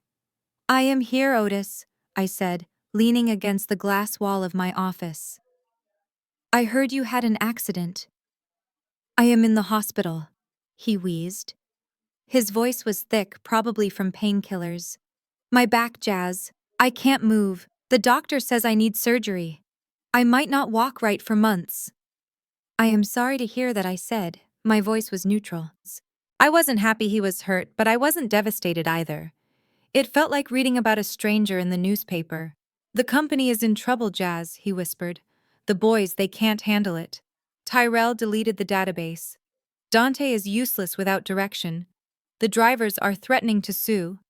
"I know," I said. "I heard." "You have to come back," he said. It wasn't a command this time. It was a beg. A desperate, clawing plea. "I need you. The family needs you." I looked through the glass wall at my team. Marcus was laughing on the phone with a driver. Elena was high-fiving Sarah. They were happy. They were safe. "What are you proposing, Otis?" I asked. "I have been thinking," he said, his voice gaining a little strength as he tried to negotiate. "I was wrong to let you go. You have value. I see that now. So here is the deal. You come back, you bring your team, we merge the operations," and I asked, waiting for the punchline. "And I will make you vice president," he said. "You will report to Dante. He is the president, obviously, because he is the eldest son. But you will do the operations. You will run the day-to-day. You can fix the mess. You are good at cleaning up messes, Jasmine." I stood there, the phone pressed to my ear, unable to believe what I was hearing. He was lying in a hospital bed, his company in ruins, his back broken, and he still had the audacity to insult me. "Vice President," I repeated slowly. "Under Dante." "Yes," Otis said, sounding relieved, thinking I was considering it. "Dante needs support. He is a big-picture guy. You are a details girl. It is a perfect team. You save the company, you get a salary again, maybe even a small raise from what you were making before. And you get to be part of the legacy again." I laughed. It wasn't a polite laugh. It was a loud, genuine belly laugh that made the receptionist look up from her desk. "A details girl," I said, savoring the insult. "A salary. Jasmine, why are you laughing?" Otis asked, his voice trembling. "This is serious." "I know it is serious, Otis," I said, "but you are the one telling jokes." I walked back into my office and sat in my chair, my leather chair, in my corner office. Let me tell you where I am right now, Father, I said, my voice dropping an octave. I am sitting in my office at JW Global. My revenue last month was double what Williams Logistics made in its best year. I have 25 happy employees. I have the Henderson contract. I have the Smithfield account. And I just signed the retail chain you have been trying to get for 5 years. Otis was silent on the other end. All I could hear was the beeping of his heart monitor. You want me to come back and work for Dante? I asked, my voice dripping with disdain. Dante, who let $500,000 of insulin spoil on the highway? Dante, who bought a Porsche with company funds while you cut health insurance? You want me to serve the man who helped destroy your legacy? He is your brother, Otis whispered. He is family. He is a liability, I corrected him. And so are you.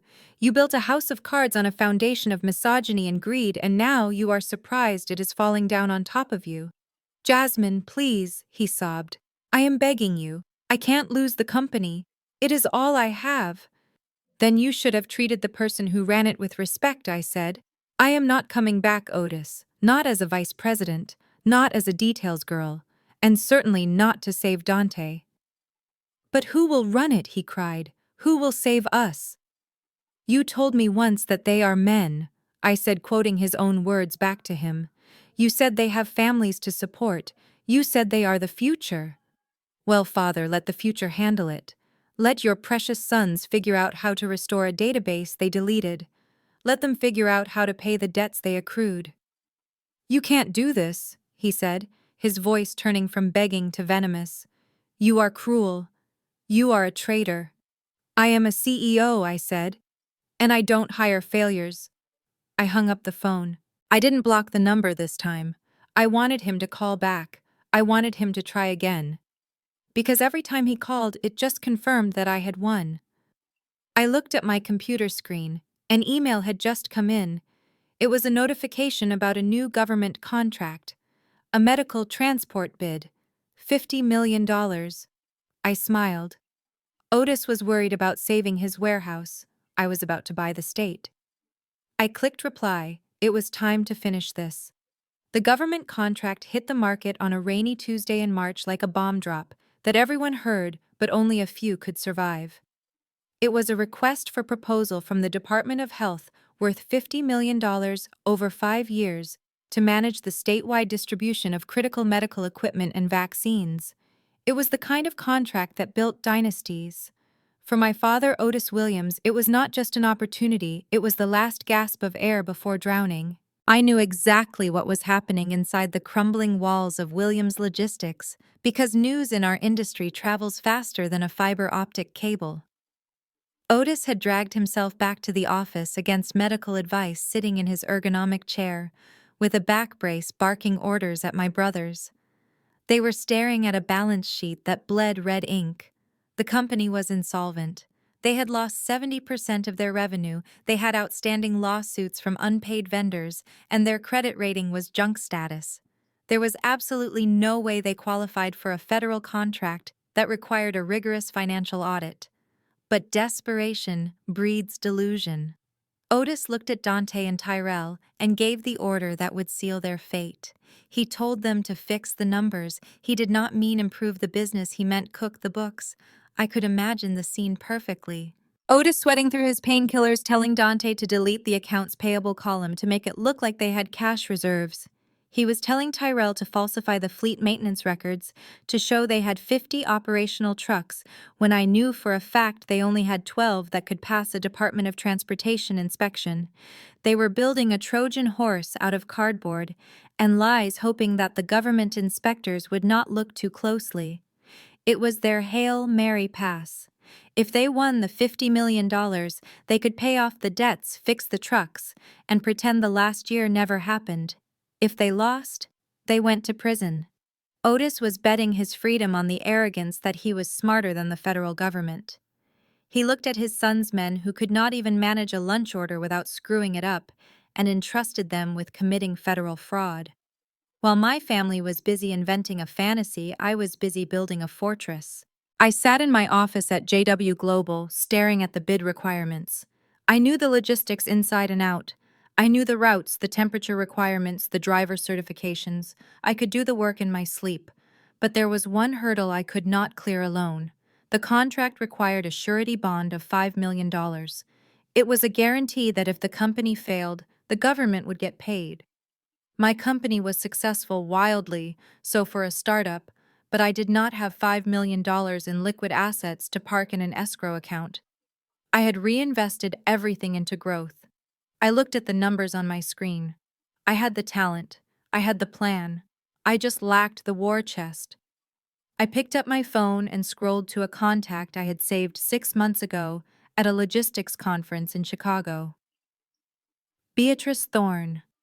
She was a legend in the industry, a self-made billionaire who owned a fleet of cargo ships and a global freight network. She had approached me after a panel I spoke on about modernizing supply chains. She had told me I had grit. She had told me to call her if I ever wanted to play in the big leagues. This was the big leagues. I called her personal line. She answered on the third ring, her voice crisp and no nonsense. "Jasmine Williams," she said. "To what do I owe the pleasure?" "I have a proposition, Beatrice," I said. "The Department of Health contract just went live, $50 million. I have the infrastructure and the strategy to win it, but I need a financial partner for the bond."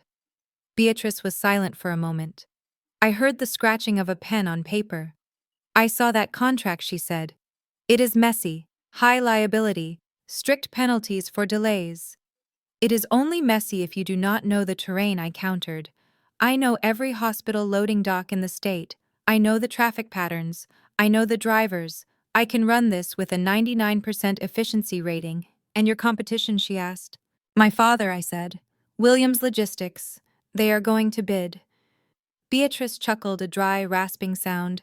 "The dinosaurs. They are bankrupt, Jasmine. Everyone knows it." "They are desperate," I corrected.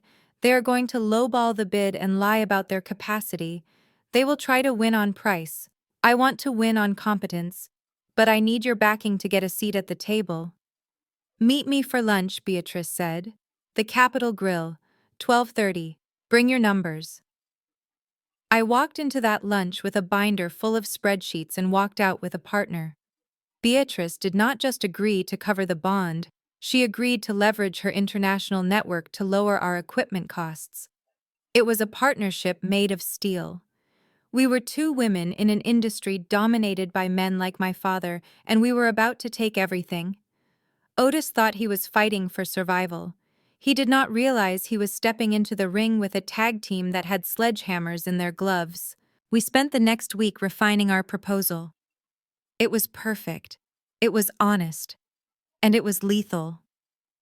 2 nights before the bid deadline, I was working late in my office. The building was quiet, the only light coming from my desk lamp and the glow of the city outside. I was reviewing the final compliance documents when my phone buzzed with a notification from the security app. "Motion detected. Rear entrance." I frowned. My staff had all gone home hours ago. The cleaning crew did not come until Thursday. I tapped the notification, and the camera feed popped up on my screen. It was grainy black and white footage, but the figure was unmistakable. A man in a dark hoodie was trying to pry open the back door with a crowbar. He was clumsy, slipping on the wet pavement, struggling with the lock. He turned his face toward the camera for a split second, and the infrared light illuminated his features.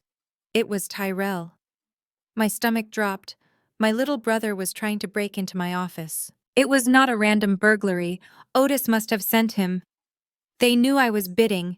They knew I was a threat. They wanted to see my numbers, or maybe they wanted to sabotage my servers. I did not scream. I did not run. I watched him on the screen with a detachment that frightened me. He managed to pop the lock and stumbled into the hallway. I picked up my desk phone and dialed 911. "There is a break-in in progress at 1400 Industrial Way," I said calmly. "The perpetrator is inside the building." Then I watched. I watched on my internal cameras as Tyrell crept down the hallway. He went straight for the server room. He did not know that our data was all cloud-based now. He did not know that the physical servers in that room were just backups for the backups. He was looking for a physical drive to steal or destroy. He was pulling at wires when the police arrived. They did not use sirens. They just surrounded the building. I saw the flashlights sweeping through the windows. I saw Tyrell freeze like a rabbit. When the officers kicked in the door, Tyrell tried to run out the back, but there was a K-9 unit waiting for him. I watched my brother get tackled to the ground. I watched them cuff his hands behind his back. I watched him crying, shouting that his father owned this town. I walked out of my office and down the hall. The police were dragging Tyrell to his feet. He looked up and saw me standing there in my suit, arms crossed. "Jazz," he whimpered. "Jazz, tell them. Tell them it is a misunderstanding. I just needed to borrow something." I looked at the officer. "I do not know this man," I said. "I want to press charges for breaking and entering and attempted corporate espionage." Tyrell screamed as they dragged him out. He screamed that I was evil. He screamed that Dad would kill me. 10 minutes later, my phone rang. It was Otis. "Jasmine," he shouted, his voice shaking with rage and fear. "The police just called me. They have Tyrell. They say he broke into your office. You have to drop the charges. He is your brother. He is a criminal, Otis," I said. "He broke into my business. He was just looking for information." Otis stammered, admitting to the conspiracy without realizing it. "We needed to know your bid price. We have to win this, Jasmine." "You don't understand." "I understand perfectly," I said. "You sent your son to commit a felony because you are too incompetent to compete fairly." "You have to bail him out," Otis pleaded. "I don't have the cash. The accounts are frozen. The bond hearing is tomorrow morning. If he stays in jail, he will miss the bid presentation. He is the signatory on the fleet documents." "We need him." "That sounds like a logistics problem," I said. "Please, Jasmine." Otis wept.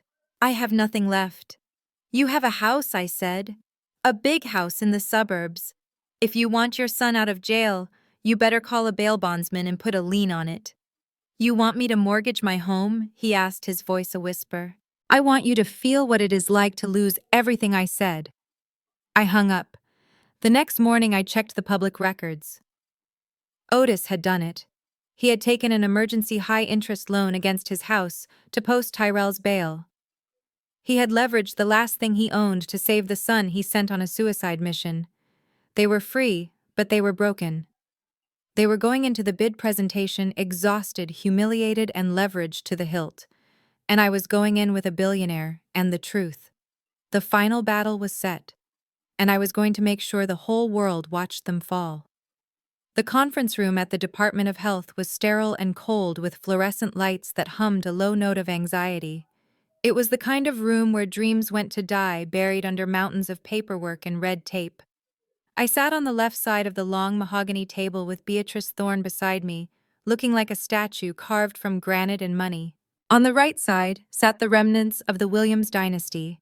Otis was in a wheelchair, his back brace visible under his suit jacket, his face gray and clammy from the effort of just sitting upright. Tyrell sat next to him, looking like a ghost. He had been released on bail only 4 hours ago, and he still wore the same clothes he had been arrested in, smelling faintly of jail soap and fear. Dante sat on the other side, twitching. His eyes were bloodshot circles of exhaustion, and he kept tapping a pen against the table in a staccato rhythm that was driving everyone insane. And then there was Sarah sitting in the back row, designated for observers, wearing a cocktail dress at 10 in the morning, as if she were attending a gala instead of a government hearing. The panel of 5 government officials sat at the head of the table, looking bored. The director, a stern woman named Mrs. Alloway, tapped her watch. "Mr. Williams, you may begin your presentation," she said. Otis tried to stand but winced and sank back into the wheelchair. He gestured to Dante. "My son, the president, will lead the presentation." Dante stood up. He fumbled with the connection cable for the projector. It took him 3 agonizing minutes to get the screen to work. When the first slide finally flickered to life, I almost laughed out loud. It was a template I had designed 4 years ago. The font was outdated. The logo was the old pixelated version. They had not even bothered to update the copyright date at the bottom. Dante began to speak. His voice cracked. He started reading directly from the slides, reciting generic platitudes about commitment to excellence and family values. He did not talk about logistics. He did not talk about cold chain custody protocols or vaccine distribution timelines. He talked about legacy. Then came the lies. We operate a fleet of 50 state-of-the-art refrigerated trucks, Dante said, pointing to a stock photo of a truck that Williams Logistics definitely did not own. We have a 99% on-time delivery rating, and our warehouse is fully automated. Mrs. Galloway raised a hand. Mr. Williams, your financial disclosures indicate a significant drop in revenue over the last 2 quarters. How do you explain the discrepancy between your claimed fleet size and your registered assets with the Department of Transportation? Dante froze. He looked at Otis. Otis cleared his throat. Administrative lag. Otis lied smoothly, his voice gaining a bit of its old charm. We just acquired a competitor. The paperwork is still processing. We have the trucks director. I assure you. And your staffing levels, Galloway pressed. We require 24-hour dispatch for medical emergencies. Fully staffed, Dante said, sweating now. We have 3 shifts running 7 days a week. I looked at Beatrice. She raised an eyebrow. We both knew the warehouse was empty. We both knew the dispatch office was dark. They were lying to federal officials on public record. It was suicide. The presentation dragged on for another 20 minutes. Tyrell tried to show a spreadsheet, but he had forgotten to format the cells, so the numbers appeared as error codes. Sarah let out a loud sigh from the back row and started filing her nails. It was a disaster. It was unprofessional. It was pathetic. When Dante finally sat down, the silence in the room was heavy. The officials scribbled notes looking unhappy. They knew they were being sold a bill of goods, but they needed proof. Otis looked at me across the table. He smirked. He thought he had done it. He thought the lie was big enough to work. Mrs. Galloway looked at me. Ms. Williams, your rebuttal. I stood up. I did not have a flash drive. I did not have a cable.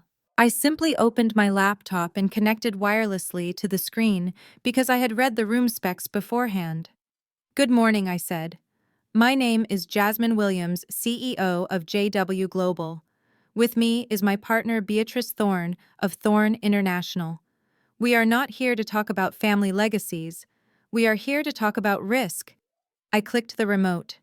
The screen changed. It was not a sales pitch.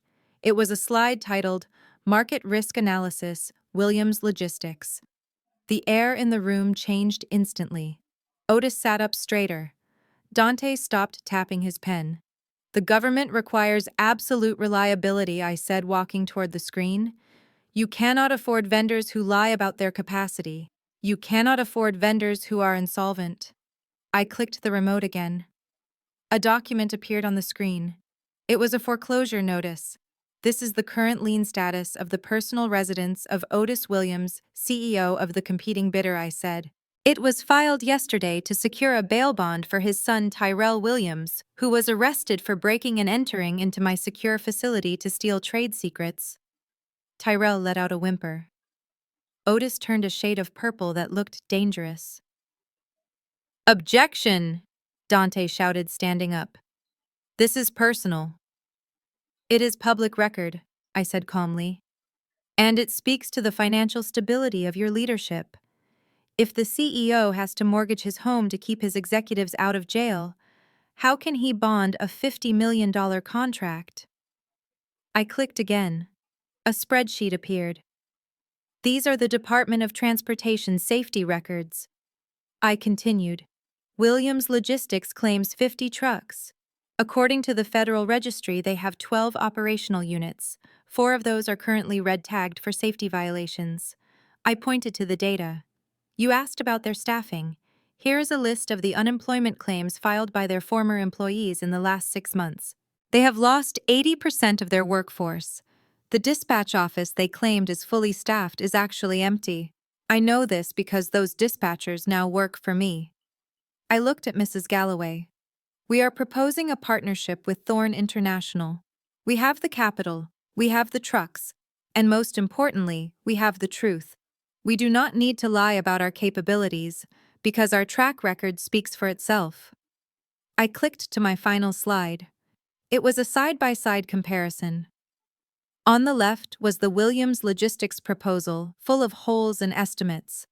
On the right was the JW Global proposal, lean, efficient, and backed by a billion-dollar balance sheet. You have a choice, I said.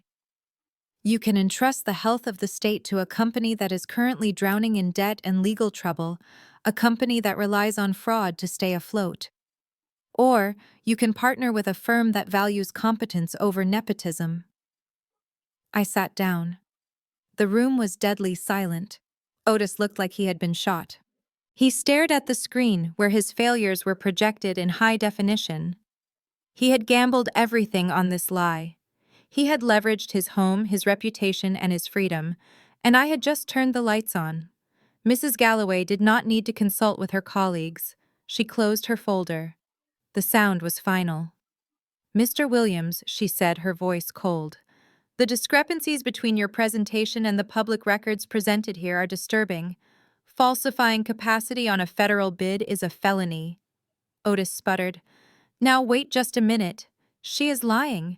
She is just a jealous daughter. We will be launching a full investigation into your business practices." Mrs. Galloway continued, ignoring him. "As of this moment, Williams Logistics is disqualified from this bidding process and suspended from all future government contracts pending the audit results." Disqualified. The word hung in the air. Otis slumped in his chair. He looked small. He looked old. But Dante did not look small. He looked insane. He had watched his car get towed. He had watched his trust fund evaporate. And now he had watched his little sister burn down the last shelter he had. "You did this!" he screamed. He jumped over the table. It happened in slow motion. I saw his face contorted with rage. I saw Sarah stand up in the back screaming his name. I saw Beatrice flinch. I did not move. I did not flinch. I sat there and watched him come. He never reached me. The federal security officers stationed by the door moved faster than I expected. One of them tackled Dante in mid-air. He hit the floor with a heavy thud right in front of my feet. "Get off me!" he shrieked, struggling against the handcuffs. "She ruined us. She is the devil." Otis tried to stand up to help him, but his back gave out, and he collapsed back into the wheelchair, groaning in pain. Tyrell started crying silently, tears running down his face. Sarah was shouting about police brutality from the back row. It was chaos. It was the complete and total disintegration of the image they had tried so hard to protect. Mrs. Galloway looked at me. She looked shaken. "Ms. Williams," she said, "I apologize for this display." I stood up. I smoothed my blazer. I looked down at Dante, who was pressed against the carpet, his face mashed into the floor. "Do not apologize," I said. "This is just how they do business." I looked at the contract on the table. "Are we ready to sign?" I asked. Mrs. Galloway nodded. She pushed the papers toward me. I signed my name, Jasmine Williams, CEO. I handed the pen back. I looked at Otis one last time. He was holding his head in his hands. He was weeping. "It is done," I said. I signaled to Beatrice. We walked out of the room, leaving the guards to deal with the family that had tried to destroy me. As the doors closed behind us, I heard Dante still screaming my name. But it sounded faint now, like a ghost, like something from a past I had already left behind. The fallout from the Department of Health hearing was not a ripple, it was a tsunami. The news of the disqualification and the pending federal investigation hit the business wires before we even left the parking lot. By the time Otis managed to get Dante released on bail later that afternoon, the financial sharks were already circling the water. The First National Bank of Atlanta did not wait for a court order. They triggered the acceleration clause in the commercial mortgage loan that Otis had used to buy the headquarters 10 years ago. It was a standard clause that stated if the company came under federal investigation or if its credit rating dropped below a certain threshold, the entire balance of the loan was due immediately. Otis had violated both conditions before lunch. I was sitting in my office at JW Global, watching the news feed on my monitor when the alert came through. A foreclosure notice had been filed against the Williams Logistics commercial property. They were seizing this building. My sources told me it happened at 9 in the morning on Thursday. Otis was sitting in his office trying to shred documents when the bank representatives walked in, accompanied by two uniformed sheriff deputies. They did not knock. They did not ask for a meeting. They simply walked past the weeping receptionist and laid the paperwork on Otis's desk. Mr. Williams, the bank vice president, said, his voice echoing in the empty hallway. "You are in default. We are exercising our right to seize collateral. You have 24 hours to vacate the premises." Otis tried to argue. He tried to bluster. He told them about his legacy. He told them about his friends in high places. But his friends were not picking up the phone anymore. Nobody wanted to be associated with a man who lied to the federal government. The bank manager simply checked his watch and told him that the locks would be changed at 5 o'clock on Friday. It was the end. The physical manifestation of his empire was being stripped away brick by brick. The warehouse where I had learned to drive a forklift, the office where I had negotiated my first deal, the break room where I had celebrated birthdays with staff who were no longer there. It was all going to the bank. I watched it happen from a distance, feeling a strange hollowness in my chest. I had wanted them to fail, but seeing the speed of the collapse was terrifying.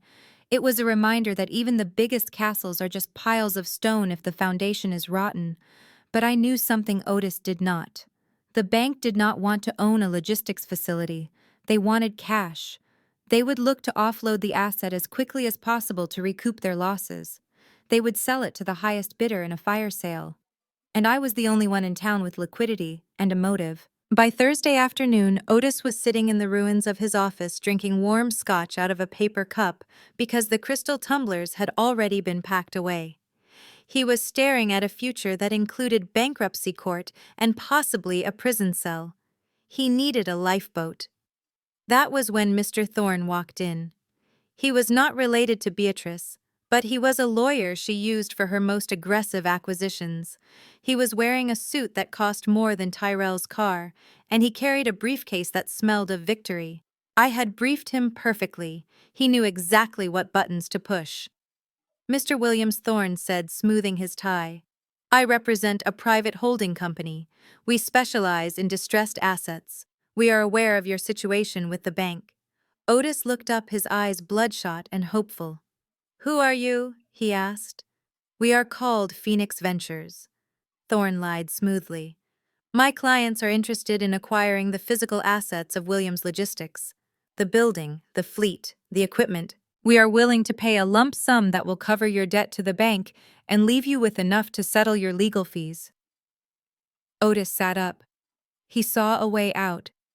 He saw a chance to avoid the humiliation of a public auction. "What is the catch?" Otis asked, suspicious but desperate. "No catch," Thorne said, opening his briefcase. "We want a quick sale. We take the assets, you keep the liabilities of the pending lawsuits, but you walk away debt-free on the property. We close tomorrow at noon." Otis hesitated. He looked around his office. He looked at the pictures of Dante and Tyrell on his desk. He thought he was being savvy. He thought he was making one last deal. "I want a consulting fee," Otis demanded, his ego flaring up one last time. "If you are buying my company, you need my expertise. I want a seat on the board." Thorne did not smile. He did not frown. He just slid the contract across the desk. "This is an asset purchase," Mr. Williams Thorne said, cold and professional. "We are not buying the company entity. We are buying the bricks and the trucks. There is no board. There is no consulting fee. There is just a check that keeps you out of debtor's prison. Take it or leave it." Otis looked at the contract. He looked at the door where the sheriffs were waiting. He picked up his pen. He did not read the fine print. He did not notice that the buyer was a shell company registered in Delaware. He did not ask who was behind Phoenix Ventures. He just signed. He signed away his legacy to a ghost. He thought he was saving himself. He did not realize he was handing the keys to the executioner. Thorne took the papers. He checked the signature. He snapped his briefcase shut. "The funds will be wired to the bank immediately," Thorne said, standing up. "The property transfer is effective as of noon tomorrow. Please ensure all personal effects are removed by then. The new owner will take possession at 1 o'clock. "Who is the new owner?" Otis asked, a flicker of curiosity penetrating his despair. "You will meet them tomorrow," Thorne said. He walked out, leaving Otis alone with his paper cup and his false sense of relief. Friday arrived with a gray, overcast sky that matched the mood inside the Williams Logistics headquarters. I arrived at the industrial park at 12:45, parking my car down the street so they wouldn't see me coming. I watched from a distance as my family carried boxes out to their cars. It was a pathetic parade. Dante was struggling with a box of golf trophies, his face pale and sweaty. Sarah was carrying armfuls of decorative pillows from the lounge she had designed, screaming at Dante to be careful with her things. Tyrell was just wandering around aimlessly, holding a stapler, looking like he had been lobotomized. And Otis walked behind them, clutching his framed newspaper clippings from 20 years ago, the only proof he had left that he used to be someone. They were arguing. I could hear their voices carrying across the parking lot. Sarah was blaming Dante for losing the car. Dante was blaming Tyrell for the data breach. Otis was blaming the government for being unfair. None of them blamed themselves. At 1 o'clock, a black SUV pulled up. Mr. Thorne got out. He nodded to me where I was waiting by my car. It was time. I walked across the parking lot. My heels clicked rhythmically on the asphalt, a sound I had made 1,000 times walking into this building, but never like this. I was wearing a white suit, sharp and pristine. I looked like the boss I had always been. Sarah saw me first. She was trying to stuff a fake ficus tree into the trunk of a rental car. "What are you doing here?" she shrieked, dropping the tree. "You came to gloat. Haven't you done enough?" Dante spun around. His eyes narrowed. "Get out of here, Jasmine. This is private property." "Actually," I said, not breaking my stride. "It is private property, but it isn't yours." Otis looked up from the trunk of his car. He looked tired, broken, and confused. "Jasmine," he said, "why are you here? Did you hear about the sale I sold it?" I got out. "I beat them." I stopped in front of him. I looked at the building behind him.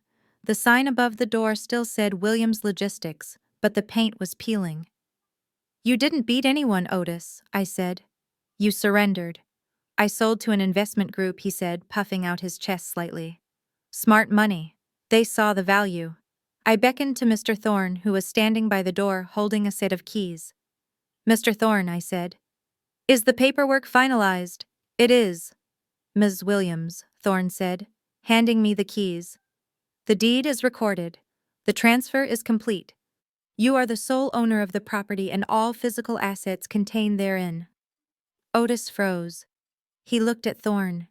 He looked at the keys in my hand. He looked at me. The realization hit him like a physical blow. His knees actually buckled, and he had to grab the bumper of the car to stay upright. "You," he whispered, "you are Phoenix Ventures." "I am," I said, closing my fingers around the cold metal of the keys. "I bought the debt, Otis. I bought the building. I bought the trucks. I bought the chairs you are sitting on." "But that is impossible," Dante shouted. "You don't have that kind of money." "I have partners, Dante," I said. "Partners who trust me. Partners who know a good investment when they see one. And right now, this building is a great investment. For me." Sarah let out a sound like a dying cat. "You own the building. Does that mean we can stay? Does that mean Dante still has a job?" I looked at Sarah. I looked at her hopeful, greedy face. It was almost sad how quickly she pivoted from hating me to needing me. "No, Sarah," I said. "It means you are trespassing." Otis straightened up. He tried to summon the ghost of his authority. "Jasmine," he said, his voice shaking. "This is good. This keeps it in the family. We can work this out. I can stay on as a consultant. I know the building better than anyone. The boys can run the warehouse for you. We can rebuild. Together." I laughed. It was a short, sharp sound. Together, I repeated, "You spent 35 years telling me I wasn't part of this family. You told me I was a waste of money. You told me my gender made me incompetent. And now you want to work together?" I stepped closer to him. "I didn't buy this company to save you, Otis," I said. "I bought it to evict you." I turned to Mr. Thorne. "Are they cleared out?" I asked. "Technically, they have until 1:15, Thorne said, checking his watch. "They have 5 minutes." I looked at my watch. "You heard the man. I said to my family. You have 5 minutes to get your trash off my property. Anything left inside at 1:15 belongs to JW Global. And that includes the ficus tree Sarah." Dante lunged at me. He screamed. 2 security guards I had hired stepped out from the building entrance. They were big. They were serious. Dante stopped in his tracks. "Don't," I said. "You are already facing fraud charges, Dante. Don't add assault to the list." Otis stared at me. There were tears in his eyes now. "I am your father," he whispered. "And I was your daughter," I said. "But you fired me. Remember, I turned my back on them." I walked toward the front door of the building. I put the key in the lock. It turned smoothly. Behind me, I heard the chaotic sounds of my family scrambling to throw their boxes into their cars. I heard Sarah sobbing. I heard Tyrell asking if he could keep his office chair. I heard Otis weeping. I opened the door and walked into the cool, silent lobby. It smelled of old carpet and failure. I stood in the center of the room. I took a deep breath. It was time to redecorate. Otis wiped the tears from his eyes and adjusted his tie, attempting to regain the composure of a man who had not just been sobbing in a parking lot. He looked at the keys in my hand and then at the imposing brick building behind me, as if seeing it for the first time. The terror of bankruptcy was fading, replaced by a new delusional hope. He took a step toward me, his hands clasped together in a gesture that was half prayer and half negotiation. "This is actually perfect, Jasmine," he said, his voice gaining strength with every word. "It stays in the family. That is what matters, right? The Williams name stays on the door. I can work with this. I know I said some harsh things, but business is business. Now that you are the owner, you will need guidance. You have never run a facility this size. I can stay on as chairman emeritus, a consultant role. I will keep the corner office and we can structure a salary that covers my debts. Dante can handle the fleet management under your supervision, of course, and Tyrell can learn the ropes in sales." He smiled, a wide, brittle expression that didn't reach his eyes. It was the smile of a man who thought he could talk his way out of an execution. He genuinely believed that my purchase was a rescue mission. He thought I had spent millions of dollars just to give him his dignity back. I stared at him, feeling a cold detachment that frightened me slightly. I waited for him to finish painting his fantasy. I waited until he had assigned himself a salary and a title. "Are you finished?" I asked, my voice flat. Otis blinked. "Well, yes. We should probably call a staff meeting to announce the transition." "There is no transition, Otis," I said. "You are confused about the nature of this transaction. I bought the assets of Williams Logistics. I bought the building, the land, the trucks, the inventory, and the intellectual property. I did not buy the liability. And the biggest liability this company has is its personnel." His smile faltered. "What do you mean?" "I mean, I did not hire you," I said. "I am not your partner. I am not your savior. I am your landlord and your liquidator. There is no chairman emeritus role. There is no job for Dante. There is no training program for Tyrell." "But we are the management team," Otis stammered. "You can't run this place without us." "I have a management team," I said. "They are currently working out of a rented office down the street, waiting for me to give the signal to move in. They are the people you fired. They are the people you mistreated. And they are infinitely more qualified than you or your sons." I looked at Dante and Tyrell, who were watching us with growing horror. "As of this moment, every employee of Williams Logistics is terminated," I announced. "You have no contracts because you never believed in them. You have no severance because there is no money in your accounts. You are unemployed. You can't do this, Dante shouted, stepping forward, his face twisting into a snarl. This is our company. You stole it. I bought it, I corrected him. With money I earned while you were sleeping, and now I want you off my property. Otis looked like he had been slapped. But Jasmine, family. Family is people who show up, I said. Family is people who treat you with respect. You are not family, Otis. You are a bad investment that I just wrote off. I turned to the security guards. Please escort these individuals to their personal vehicles, I said. Ensure they do not re-enter the building. If they resist, call the police and report them for trespassing. Otis opened his mouth to argue, but the look in my eyes stopped him. He saw something there he had never seen before. He saw the absolute absence of fear. He realized for the first time that his power over me was not just broken, it was non-existent. He slumped his shoulders, the fight draining out of him, leaving just a tired old man standing in a parking lot he used to own. Sarah had been watching the exchange from near her rental car, her eyes darting back and forth between us like she was watching a tennis match. When she heard the word terminated, she didn't seem to process it. She was too focused on the white Range Rover, parked in the executive spot next to the entrance. It was the only tangible thing left of her status, the only piece of the lifestyle she clung to. She ran toward the SUV, her heels clacking on the pavement. She reached for the door handle, but one of my security guards, a large man named Mike, stepped in front of her. "Excuse me, ma'am," Mike said politely but firmly. "That vehicle is company property." Sarah stopped, her hand hovering in the air. "What are you talking about?" she shrieked. "That is my car. It is my Range Rover. Dante got it for me." I walked over to her. "The car is leased under the corporate entity, Sarah," I explained calmly. "When I acquired the assets, I acquired the leases. This car belongs to JW Global now." "No," she screamed, stomping her foot like a toddler. "You can't take my car. It has my car seat in it. It has my gym bag. You are just doing this to be spiteful. I am doing this because it is a $70,000 asset that I need to liquidate to pay for the roof repairs." "You ignored," I said.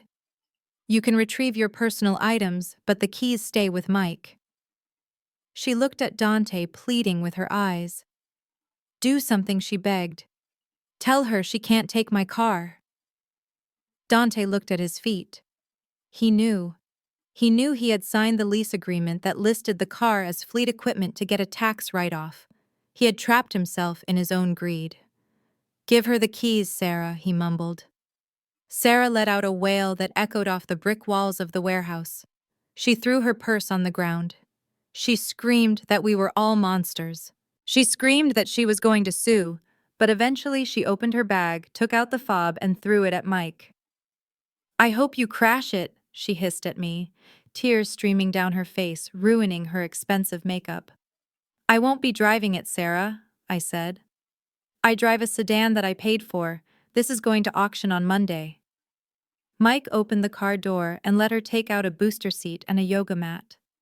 She stood there on the asphalt, holding her possessions, looking small and ridiculous. Tyrell was the quietest. He walked up to me holding a framed photo of himself fishing. It was the only thing he had taken from his office. "Can I keep my chair?" he asked softly. "It is the ergonomic one. My back hurts." I looked at my younger brother. He wasn't malicious like Dante or cruel like Otis. He was just useless. He was a product of a system that had never asked him to be anything other than a warm body in a suit. "No, Tyrell," I said. "The chair stays. Go home." He nodded sadly and walked toward his car. The parking lot was clearing out. Otis got into his sedan alone. Dante and Sarah got into their rental car, arguing violently before the doors even closed.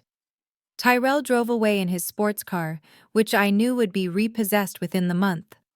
I stood there until the last taillight disappeared around the corner. Then I turned and walked into the building.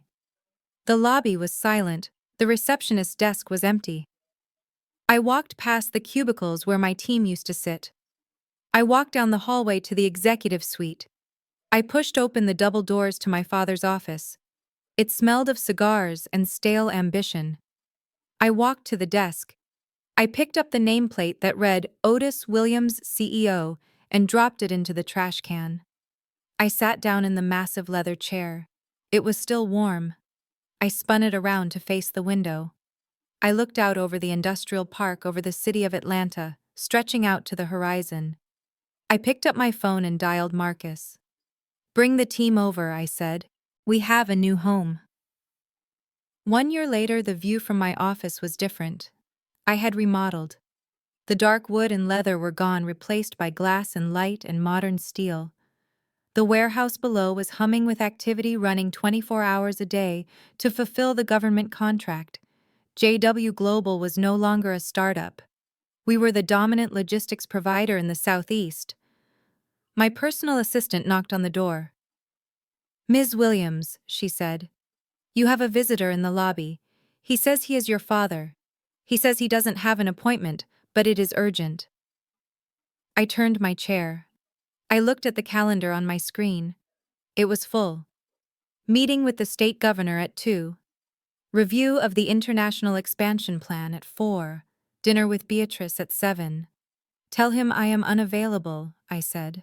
My assistant hesitated. "He says he needs money for rent, Miss Williams.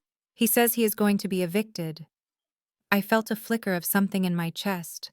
Not guilt, not sorrow, just a distant memory of a girl who used to beg for $5,000 to fix a roof. Otis was living in a one-bedroom apartment in a suburb 40 minutes away. My mother had left him 6 months ago when the last of the savings ran out. She was living with her sister in Florida, claiming she was a victim of his financial mismanagement. Dante was driving for a food delivery app, his license suspended for unpaid tickets. Sarah had divorced him the moment the money dried up and was currently looking for a new husband on dating apps. Tyrell was working the night shift at an Amazon fulfillment center, a delicious irony that I appreciated every time I thought about it. They were all exactly where their competence had led them. "Give him this," I said, pulling a card from my desk drawer. It was a business card for a local temp agency, one that specialized in entry-level labor. "Tell him they are hiring night watchmen," I said. "Tell him if he works hard, he might get a raise in 6 months." My assistant smiled. She took the card and left. I stood up and walked to the window. The sun was setting, painting the sky in shades of purple and gold. I touched the cool glass. They had told me I was a waste of money. They had told me I was nothing without them. They had told me my gender made me weak. I looked at the empire I had built. I looked at the employees leaving the building, laughing and talking, heading home to families they could support because I paid them fairly. I wasn't a waste of money. I was the best investment they never made. I turned off the lights in my office. I walked out past the bustling team, past the awards on the wall, past the logo that bore my name. I walked to my car and drove home to a house that did not leak to a life that was entirely my own. I had bought my peace, and it was worth every penny. This story teaches us that your true value is never determined by those who refuse to see it, even if they share your blood. Jasmine proved that competence and integrity will always outlast greed and nepotism. When you stop begging for a seat at a table where you aren't respected, you gain the freedom to build your own empire. True success isn't just about money. It's about walking away from toxicity and realizing that you were never the problem, you were the solution they couldn't afford. You are not a liability. You are the best investment you can make. If you've ever had to build your own table because no one offered you a seat, hit that like button and subscribe for more stories of resilience.